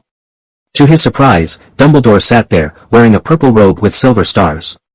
He leaned in, chatting with a woman beside him. The woman had curly gray-brown hair and wore a pink cardigan with a big pink bow on her head. Finney recognized her as Dolores Umbridge, a figure many despised. Finney frowned. This was odd. Umbridge didn't come to Hogwarts until Harry's 5th year. Why was she here now, 3 years early? Realizing the butterfly effect of his actions, Finney understood that the timeline had already changed. He hadn't noticed before since he hadn't interacted much with Harry. But now, he recognized that the original storylines were no longer reliable. While he pondered, Hagrid entered the auditorium, taking his seat at the staff table. This meant the first years had arrived at the castle. Moments later, the door opened. Under Professor McGonagall's guidance, the first years lined up, looking nervous. Professor McGonagall held a stool and the old sorting hat. As she entered, the buzzing voices quieted. The new students stood before the staff table, facing the older students. She placed the stool and hat in front of them and stepped aside. Some first years shivered, just like those in previous years, fearing the unknown sorting ceremony. Finney smiled, recalling how Hogwarts never revealed the truth about the sorting hat. Instead, they spread scary tales about trolls and dragons. As everyone waited, the sorting hat opened its slit and sang. More than 1,000 years ago, 4 famous wizards founded Hogwarts. They each had different ideas about talent. Gryffindor valued bravery, Ravenclaw prized intelligence, Hufflepuff honored hard work, and Slytherin favored ambition. They chose their students wisely, and when they passed on, it was up to me to sort you. After the song, the hat returned to stillness. The hall erupted in applause. Professor McGonagall pulled out a list and announced. Harper Avery. A timid boy sat down, and the hat quickly declared. Slytherin. The Slytherins cheered. The Avery family was one of the Pureblood families. The line of first years continued to shorten. Ginny Weasley. Gryffindor. Luna Lovegood. Ravenclaw. Colin Creevey. Gryffindor. Astoria Greengrass. Slytherin. Many students Finney knew were sorted into their original houses, with Hermione still in Gryffindor. When the last student was sorted into Hufflepuff, Professor McGonagall left with the hat. Dumbledore tapped his goblet, drawing attention. Welcome, new students. Dumbledore's voice boomed. He smiled brightly, seemingly unfazed by recent losses. Welcome back, old students. There will be time for speeches later. For now, enjoy the feast. Applause and laughter filled the hall. Dumbledore sat down, shaking his beard aside to eat. Feeney frowned. This was not the plan. They had agreed to announce the mysterious man's return during the sorting ceremony to raise awareness among the students. Dumbledore's decision surprised him, especially with Umbridge's presence. It's time to eat, Finny. Astoria's soft voice interrupted his thoughts. She had sat next to him instead of her sister, defying expectations. The Greengrass family had aligned with the Blacks, so Astoria's choice was bold. Feeney looked at the food before him, beef, pies, vegetables, and bread. It was the same as always. He sighed, cutting a piece of beef. Astoria poured apple juice for him and asked, "What were you thinking about?" Feeney replied, "I'm curious why the Ministry sent Umbridge here. Her reputation isn't good among pureblood families, especially ours." Astoria looked puzzled but didn't press for details. Feeney continued. Umbridge claimed to be from the Selwyn family. She caused trouble with the Orvis family, who are Selwyn's allies. When her lies were exposed, she claimed she had Selwyn blood but was ignored because of her low status. Her father was a muggle who worked at the Ministry. Astoria was speechless.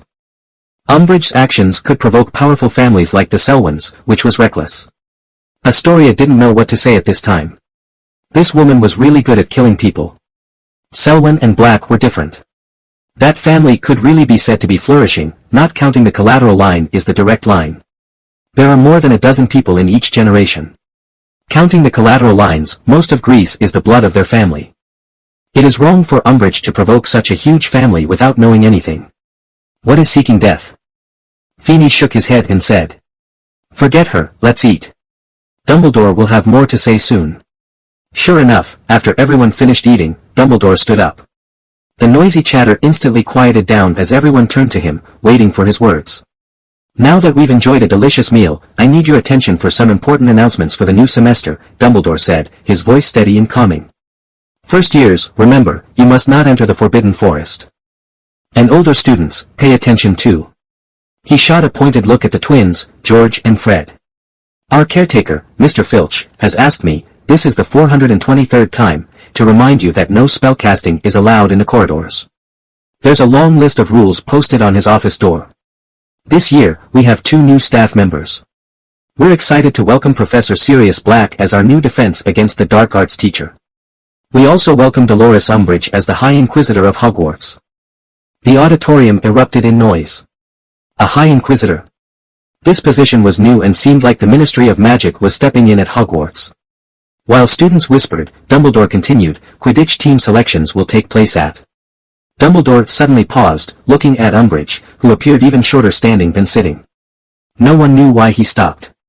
Umbridge cleared her throat, and Dumbledore sat back, watching her expectantly. The other professors looked uneasy since this was Dumbledore's time to speak, much like when Fudge addressed the Ministry.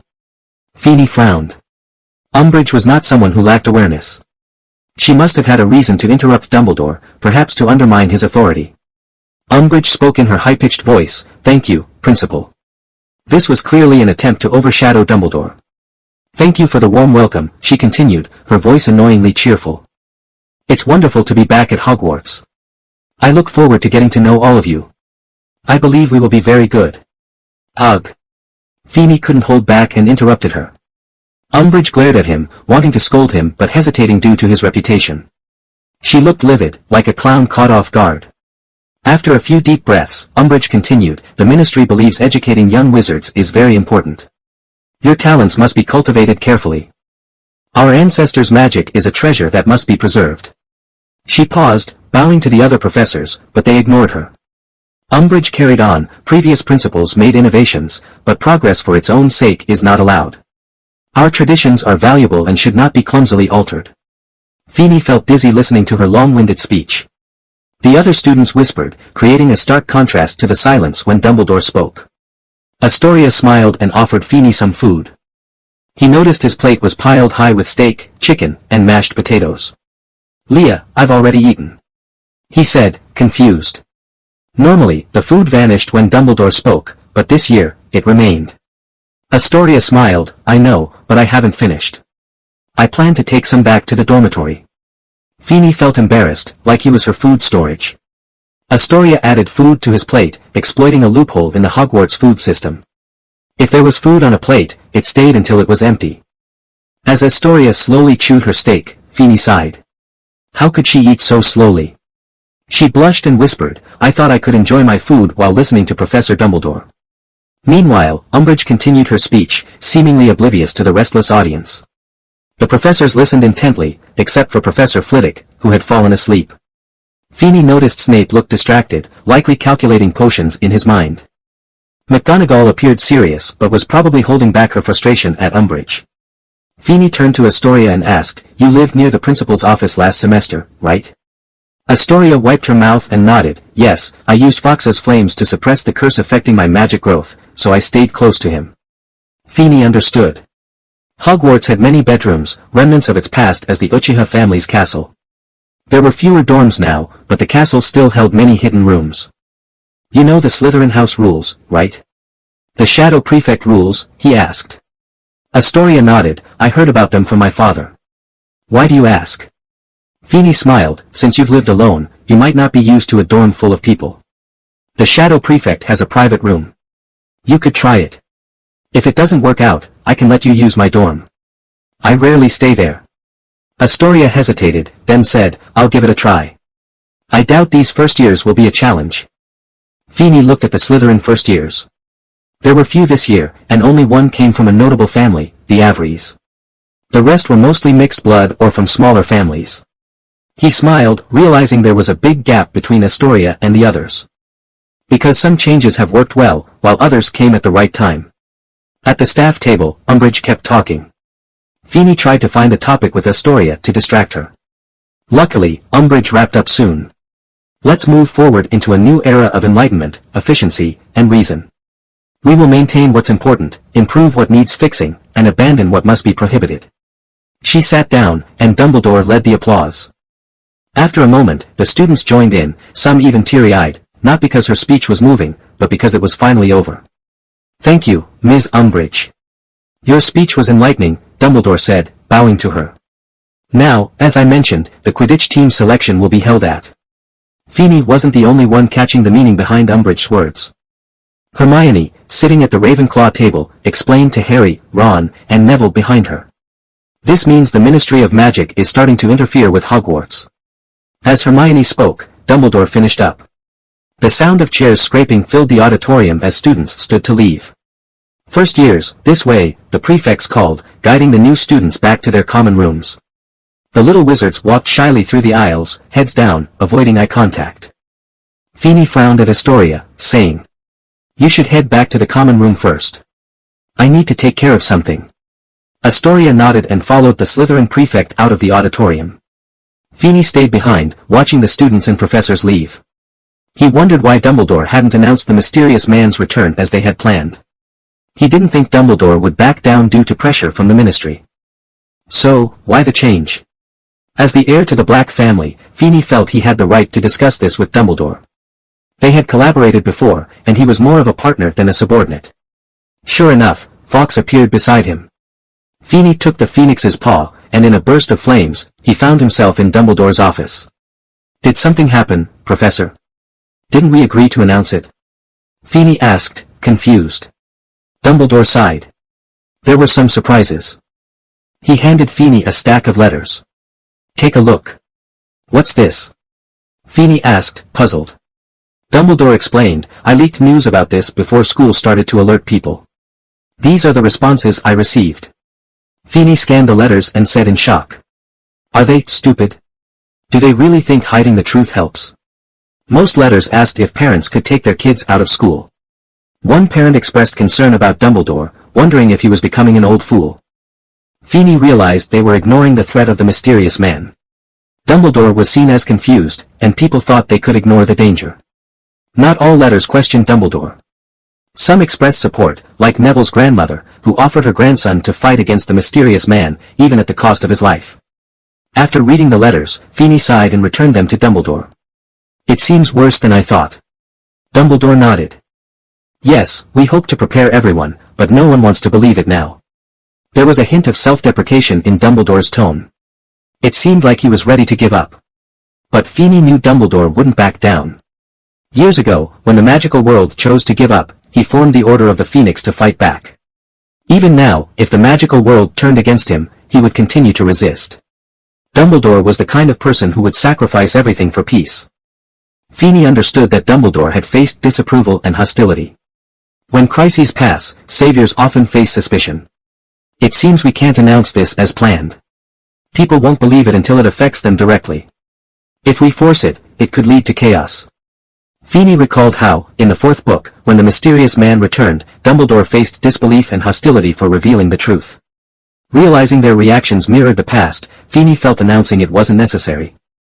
We just need to inform those who believe in us and prepare for the final battle. We're facing a tough fight, and we must be ready for sacrifices. Dumbledore agreed. He believed in sacrificing for a better future. Okay, Feeney, I understand your concerns. Tonight isn't the right time to announce this, but I will still do it. Feeney frowned. Professor, if you know it's not wise to announce this now, why risk confirming it? If you don't say it publicly, the Ministry won't attack you. You're powerful and not part of the Council. They would love to see you fail or even die. Announcing it would make you a target. Feeney sighed, recalling their earlier agreement. We needed belief from everyone before announcing this. If not half, then at least some must believe for it to have power. Dumbledore shook his head. I won't stay silent just because they don't want to hear it. If we let that stop us, who will speak the truth? Feeney sighed, realizing Dumbledore was firm in his decision. So, when do you plan to announce it? Dumbledore gazed out the window. After I talk to Fudge. He might be willing to believe and prepare for the war. Feeney looked at Dumbledore, seeing the resolve in him. Even knowing the risks, he still hoped for kindness from others. Knowing he couldn't change Dumbledore's mind, Feeney stood, said goodbye, and left the office. When Feeney returned to the Slytherin common room, the new Shadow Prefect had been chosen. It was Harper Avery, not Astoria. Astoria had struggled with the blood curse for years and couldn't fully use her magic, making her unable to compete. Seeing her disappointment, Feeney smiled and approached her. You can stay in my dormitory. His voice was soft and comforting. Astoria looked up and shook her head. No thanks. If I want a single room, I'll earn it myself. Feeney nodded with a smile and stepped into the center of the common room to begin his duties as Shadow Prefect. Being Shadow Prefect was a coveted position in Slytherin. Though Feeney had never done the work, the title was still his. Every year, he had to prepare for challenges from his peers, but this year, no one dared to challenge him. No one was brave enough to challenge Feeney. After scanning the room, he declared. Great, so this year, Darian Poos will still be your prefect. I want the privilege of being a prefect. That's our deal, right? You can only agree to this until you beat me. With a smug smile, Feeney turned and headed back to his dormitory. The other little wizards in the common room were left frustrated, unsure of what to say. They had initially agreed to this because they didn't want a black as their prefect. To keep their strength, they accepted losing that privilege. Now, they still couldn't beat Feeney, so they had to follow his lead. The day after school started went as Feeney expected. Umbridge began to meddle in Hogwarts affairs, using her title as a senior investigator. The Ministry of Magic had issued an educational order limiting Dumbledore's power, giving Umbridge the authority to review professors. Umbridge didn't follow any rules for her reviews. The first class she examined was Professor Flitwick's Charms class, which happened to include Slytherin and Gryffindor students, including Feeney. Luckily, Umbridge spent the entire class in the corner, taking notes and not interfering with Flitwick, who treated her like a guest. Though usually calm, Flitwick was not someone to mess with. As a half-elf, he had faced discrimination but had developed his skills to defend himself. After Flitwick's class, Umbridge moved on to Trelawney's divination class, and Feeney decided to attend to see her plans unfold. As a talented student, it was easy for him to join classes, especially since he had awakened his third eye. Feeney sat quietly in the dim classroom, unnoticed, until Umbridge arrived. The atmosphere changed as Trelawney prepared to distribute the Dream Interpretation Guide. Good afternoon, Professor Trelawney, Umbridge said sweetly. Trelawney, clearly unhappy, nodded and continued handing out textbooks. Umbridge settled in, taking notes while Trelawney began the lesson. Today, we continue studying prophetic dreams, Trelawney announced, her voice shaky. Pair up and discuss your recent dreams, she instructed. Feeney, having mastered divination years ago, focused on Umbridge instead of the lesson. As the class progressed, Umbridge walked around, observing. She finally approached Trelawney, asking. "So, how long have you been in this position?" Trelawney glared, crossing her arms. "Almost 16 years, she replied, trying to remain calm. Umbridge continued, "Did Professor Dumbledore hire you?" "Yes." "Are you Cassandra Trelawney's great-great-granddaughter?" "Yes." Trelawney's pride showed, but Umbridge smiled slyly, asking. "Can you make a prophecy for me?" Trelawney tensed. "I don't understand." "I hope you can make a prophecy for me." Umbridge insisted. Trelawney hesitated but eventually said. "I think I see something dangerous, something black, something very dangerous." She pointed at Umbridge, causing her smile to fade. "I'm afraid something terrible will happen to you," Trelawney warned. Umbridge, unfazed, wrote it down and dismissed Trelawney, leaving her shaken. Feeney knew Trelawney would become a pawn for Umbridge, just as Sirius would be targeted due to his loyalty to Dumbledore. The Ministry wanted to regain control of Hogwarts, and Sirius was in their sights. Umbridge didn't stop there. Next, she entered the Transfiguration classroom, where Professor McGonagall was teaching. "All right, class," McGonagall said, "we will continue learning about human transformation." Umbridge tried to interrupt, but McGonagall ignored her. This angered Umbridge, who felt belittled. "What's wrong?" McGonagall snapped. "Have you received my note about reviewing your class?" Umbridge asked. "I received it, or you wouldn't be here," McGonagall replied coldly. Umbridge was taken aback, writing furiously on her parchment. "If you keep interrupting, how can you understand my teaching methods?" McGonagall said sharply. Umbridge fell silent, realizing she couldn't bully McGonagall as she did others. When class ended, Umbridge approached McGonagall, still fuming. "How long have you been teaching at Hogwarts?" 39 years this December, McGonagall replied, unbothered. "You'll get the results of your investigation within 10 days. "I can't wait," McGonagall said, her tone icy, leaving Umbridge insulted and furious. Professor McGonagall kept her class running smoothly, but other professors weren't so lucky. Hagrid's Care of Magical Creatures lesson was a mess. Feeney didn't take that elective, but he heard that Hagrid was struggling, especially under Umbridge's scrutiny. She targeted Hagrid's bloodline, and since he didn't think things through, he missed key points in his answers. Luckily, he didn't reveal anything crucial that Dumbledore had instructed. Hagrid was loyal to Dumbledore, believing in him wholeheartedly. After all, Dumbledore had given him a new wand after Hagrid was expelled from Hogwarts. Before the situation with Hagrid was resolved, Umbridge introduced a new educational order. The Hogwarts High Inquisitor Order stated that all student organizations, clubs, or teams were disbanded. Any group of 3 or more students was now illegal without Umbridge's approval. If caught, students would be expelled. This order made all Hogwarts clubs, including the Charms and Transfiguration clubs, illegal. Feeney suspected the Ministry thought Dumbledore was building an army at Hogwarts. The students were shocked, but more so about Umbridge taking control of the Quidditch team. Without her approval, no matches could happen. Harry and his friends were furious. "She can't do this. She doesn't have that power," Harry shouted. "But she actually does," Hermione sighed. Ron kicked a stone in frustration. "Damn it." Feeney patted their shoulders. "That's not the worst part. I suspect she'll interfere with classroom content next." "What?" Hermione gasped. "She can," Feeney shrugged. "If the Ministry wants control, they'll start with the classrooms. The review of professors is just the beginning." While they talked in the room of requirement, Astoria interrupted. "Guys, I have something important to share." Feeney turned to see her holding his owl, Popsicle. The owl looked unwell, its feathers ruffled and wings awkwardly folded. "It's hurt," Astoria said. Feeney frowned and noticed a letter attached to Popsicle. Hermione examined the owl's wings. "This isn't a natural injury." The group gathered around, analyzing the situation. Feeney held the letter, realizing it had been opened. Luckily, its contents were encrypted. "The letter was opened," he said. "I think Hogwarts communication is being monitored," he added. Harry and the others gasped. They hadn't seen the mysterious man return, but Feeney's instincts told him something was off. They knew Dumbledore was likely working hard outside Hogwarts. Feeney sighed. "We need a new way to communicate. We can't use the Flynn network or owls anymore." George and Fred exchanged glances and smiled. "What are you two thinking?" Feeney asked. We have another channel, they said in unison. Feeney paused, then asked. Hogsmeade? Exactly. The Pig's Head Bar, they replied. Feeney nodded, realizing this was a great idea. Only a few people in Hogwarts knew about the secret passage, including him, the twins, and Dumbledore.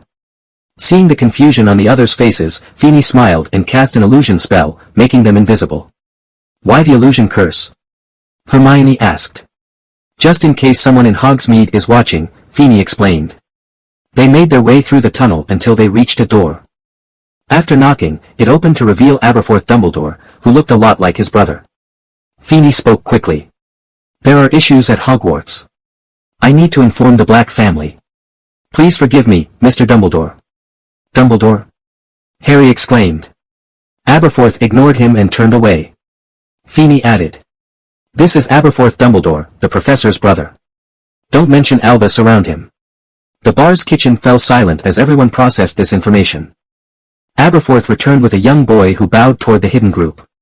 The external communication channel is being monitored, Feeney told Aberforth. Popsicle was intercepted. We need to use a code for messages, and Hogsmeade is the safest place to send them.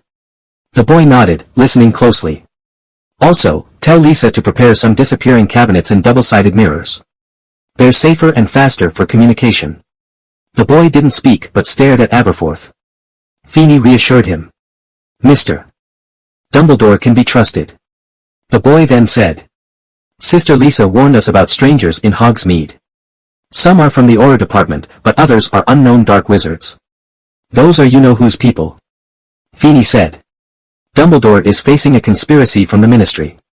His position is at risk, and his life could be in danger. Feeney wasn't just addressing the boy, he was warning Aberforth about Dumbledore's precarious situation. Aberforth's expression darkened, and the boy looked confused. Write down everything I said and give it to Lisa. You must go to London and deliver my message personally, Feeney instructed. The boy nodded and hurried away. Feeney explained to the group. That boy is a Black family informant in Hogsmeade. He's actually 40 but looks young. He gathers and delivers information. If you need to send a secret message, come to the Pig's Head Bar and find him. It's a safe way to communicate and mobilize people without being detected. This was more than just a communication channel, it was a way for Feeney to connect to the outside world. Feeney turned to the portrait of a girl. Ariana, please, he said. She nodded and opened a door that led to a secret passage. Ariana is Dumbledore's sister. I'll explain more later. She can also help deliver messages when needed, but she can't speak due to issues with her painting. Feeney and the others returned to Hogwarts through the tunnel. He needed to inform Dumbledore about the intercepted letters and the monitoring of communication channels. No matter how powerful the Ministry of Magic is, they can't fully control Hogwarts as long as Dumbledore is the headmaster. Once he learns about their plans, he can take action. Don't worry, Feeney, I already know, Dumbledore said, sounding tired and hoarse. Feeney noticed Dumbledore's fatigue and frowned. What's wrong, Professor? Nothing, Feeney. You should rest, Dumbledore replied. Come on, Professor. You know if I want to know something, I will find out, Feeney insisted. Dumbledore sighed. It's about Trelawney. Did Umbridge make her decision? Feeney asked, realizing the implications. Yes, the Ministry announced her probation without my input. Feeney was taken aback. The Ministry was using Trelawney as a way to undermine Dumbledore, not just interfere with Hogwarts. But Trelawney isn't the only issue, Feeney pressed. You sound more troubled. Dumbledore hesitated before speaking. I managed to keep the Ministry from revealing everything. They believe Hagrid's bloodline is too violent for teaching, and they think Sirius is unfit due to his time in Azkaban. Why would they target Sirius? Feeney asked. He's a Black. This seems disrespectful to the family.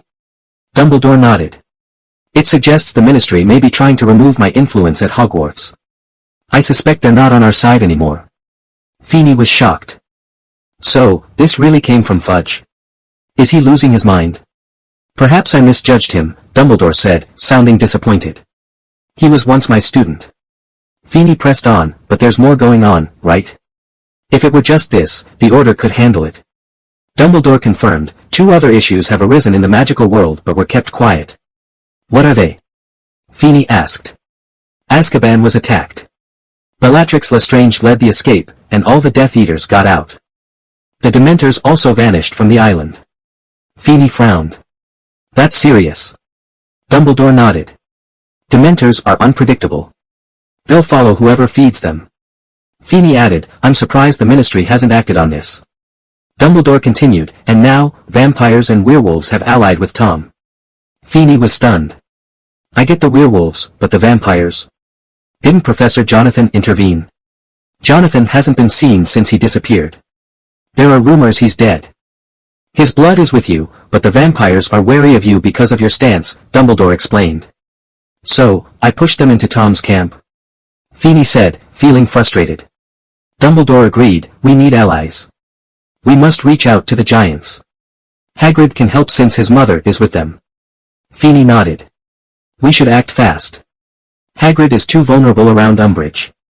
He should go find his mother and win over the giants. Dumbledore added, you mentioned Sirius being unfit to teach. Who did the Ministry suggest? Umbridge? Dumbledore nodded gravely. It seems they want complete control over the magical world, Feeney remarked. Dumbledore understood. The Ministry's biggest threat was the Pureblood families. They couldn't target adults directly, so they aimed for their young heirs. Feeney said, if they control the defense against the dark arts class, they can teach whatever they want, even nothing at all.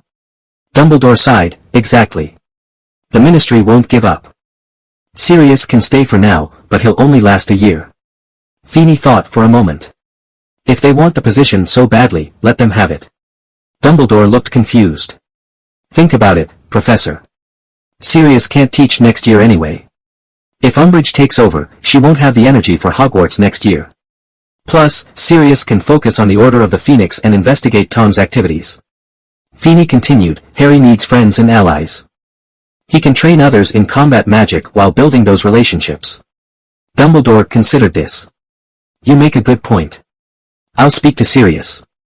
If we announce Tom's return, we may rally the young wizards behind us. Feeney agreed. That's the plan. Dumbledore added, you came to me about communication channels. While we can't stop the Ministry, the Order will use Patronus and Fawkes. Feeney nodded. I've stationed Black's people at the Pig's Head Bar. They can relay urgent messages faster than the Ministry's channels. Dumbledore smiled. You should rest. Filch will start patrolling soon. Feeney nodded. You need rest too, Professor. You look exhausted.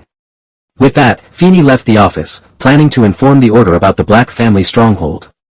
In the original story, the Order struggled against Tom's Death Eaters partly due to a lack of resources and communication. Now that the Black family has joined, the Order of the Phoenix is better equipped to face the Death Eaters. However, once the battle is over, the exposed Black strongholds will be abandoned. Feeney's planning has strengthened Black's power across the UK, but a major reshuffle will be necessary afterward. Although Feeney and Dumbledore agreed on this, it took over a month for their plans to unfold. October brought damp and cold weather, causing colds to spread among professors and students. This surge in illness doubled Madame Pomfrey's workload, leaving her exhausted. Luckily, her potions worked quickly. After taking them, students would feel better in no time. Recently, a few girls close to Feeney, except Luna, had fallen ill. Jeannie, pushed by Percy, drank Madame Pomfrey's potion, her bright red hair smoking all afternoon. Meanwhile, Astoria refused to visit the hospital for medicine, despite Hermione's encouragement, and peeked at Feeney with a blush. Feeney noticed but said nothing. He realized Astoria was likely to get sick, having endured the blood curse for 10 years. Although she had recovered thanks to the Phoenix Flame, her health was still fragile. With the flu going around, she was at risk. While Hermione continued to persuade Astoria, Feeney went to the room of requirement to brew potions suited for her. The weather turned rainy, with heavy drops hitting the castle windows like bullets. The rain caused the Black Lake to rise and made the flower beds muddy. However, Hagrid's pumpkins were enormous, perfect for the upcoming Halloween party. Thanks to Feeney, Draco didn't run for the Slytherin Quidditch team. Still, Slytherin replaced all its members with Nimbus 2001 brooms. They insulted Hermione with the term mudblood, leading to a scuffle involving 3 houses. Professor McGonagall and Snape intervened, deducting points from all involved. This incident hit Harry and his friends hard. The speed of the Nimbus 2001 made Slytherin players seem like jets on the pitch. As Halloween approached, Harry was invited by nearly headless Nick to his 500th death anniversary party, right before the Hogwarts Halloween dinner. When Feeney heard this, he stopped Hermione and Astoria from attending. "No, Leah, even if you go to Nick's party, you still need to take these potions," Feeney said softly, but his words sounded terrifying to Astoria. "You need to drink this potion for a year." "I should have thought of this sooner," he added. Astoria's expression soured. "Can I skip it? I really want to go to the party." "Trust me, Leah. It's for your own good." "Hermione, I suggest you don't go either." As for Harry and the others, they agreed to Nick's invitation, so they'll have to deal with it. Harry looked at Finney, worried. "Is it really that bad?" Feeney chuckled. "Harry, remember what I told you about ghosts?" Harry nodded. "Then you know they can't touch objects or eat food. But food is essential for the dinner. So, what do you think it will be like? Just a heads up, ghosts can't eat, but they can ask about the taste of food." Harry's face fell as he realized what Finney meant. "Finney, are you serious?" "Absolutely. Nick asked the house elf to prepare a feast for Halloween," Feeney replied. As time passed, Harry regretted his decision to attend the party. Meanwhile, other students excitedly prepared for the Halloween banquet. The auditorium was beautifully decorated with live bats and giant pumpkins. On the eve of Halloween, at 7 o'clock, Finney brought Draco and Astoria to the bustling auditorium. It was filled with candlelight, golden plates, and floating candles shaped like pumpkins and ghosts, fitting the Halloween theme. Thanks to Finney's warning, Hermione chose not to attend Nick's party. Instead, she joined Neville and Luna in the auditorium. Draco ran over to them, heading toward a pumpkin-carved carriage. Finney took Astoria to another carriage. As the dinner began, special guests from the wizarding world performed at the front. Astoria, curious about the banquet, sat among the pumpkins, captivated by the skeleton dance troupe's performance. Their strange, mysterious dance fascinated her. "Eat something while you watch. If you like it, ask your dad to get you some," Finney suggested. To him, the skeletons were magical creations, not living beings. They had some awareness but were controlled by their owners. Astoria glared at Finney but took a pie from her plate, munching while watching the show. Finney closed his eyes, reflecting on what happened in the original story. Harry and his friends would attend Nick's party, leading to Harry hearing the basilisk and discovering Mrs. Norris, which would connect to the Chamber of Secrets and Tom Riddle's diary. However, this year, the basilisk was locked away, and the diary had been destroyed, preventing any incidents. As the skeleton dance concluded, students finished eating. Dumbledore tapped his goblet, drawing everyone's attention. "Ahem. I think everyone has eaten enough. Happy Halloween. But don't rush off yet. There are desserts coming, but first, I need a moment of your time." Feeney braced himself, knowing Dumbledore's next words would declare war on the mysterious man in the Ministry of Magic. First, the bad news. Our defense against the dark arts professor, Professor Black, will leave after tonight. Let's give a round of applause for Sirius, who taught us for 2 months. Dumbledore continued. Second, Hagrid will also leave Hogwarts and step down as Professor of Care of Magical Creatures. Professor Greatplan will take over. Umbridge will be the new defense against the dark arts professor. I hope you all learn from her. Umbridge's face twisted into a smug smile as she stood to bow, ready to make a speech, but Dumbledore cut her off. Third, and most importantly. Feeney felt a jolt of surprise. Dumbledore continued, the Ministry of Magic doesn't want me to tell you this, but I must. Voldemort is back and attacked Mr. Phineas Black during the holidays. They think I shouldn't tell you because you're young, but lies only lead to more lies. You need to know the truth and prepare. 12 years ago, he was ruthless. He's even worse now. What nonsense are you saying? Umbridge interrupted sharply, jumping from her chair. Shut up, Albus Dumbledore. You're questioning Mr. Fudge's authority. Everything you say is a lie. Umbridge's outburst shocked everyone, except Finney. He knew the name Voldemort terrified many, including her. She was desperate to deny it, fearing the consequences if the truth came out. After her repeated interruptions, doubts about Dumbledore's sanity began to creep into the minds of the audience. The Halloween party ended amidst Dumbledore and Umbridge's clash, leaving the young wizards feeling anxious and frightened. Voldemort loomed like a monster from their childhood tales, terrifying even though they had never seen him. You knew Dumbledore would announce this, right? Astoria asked, tugging Finney's sleeve on their way back to the Slytherin common room.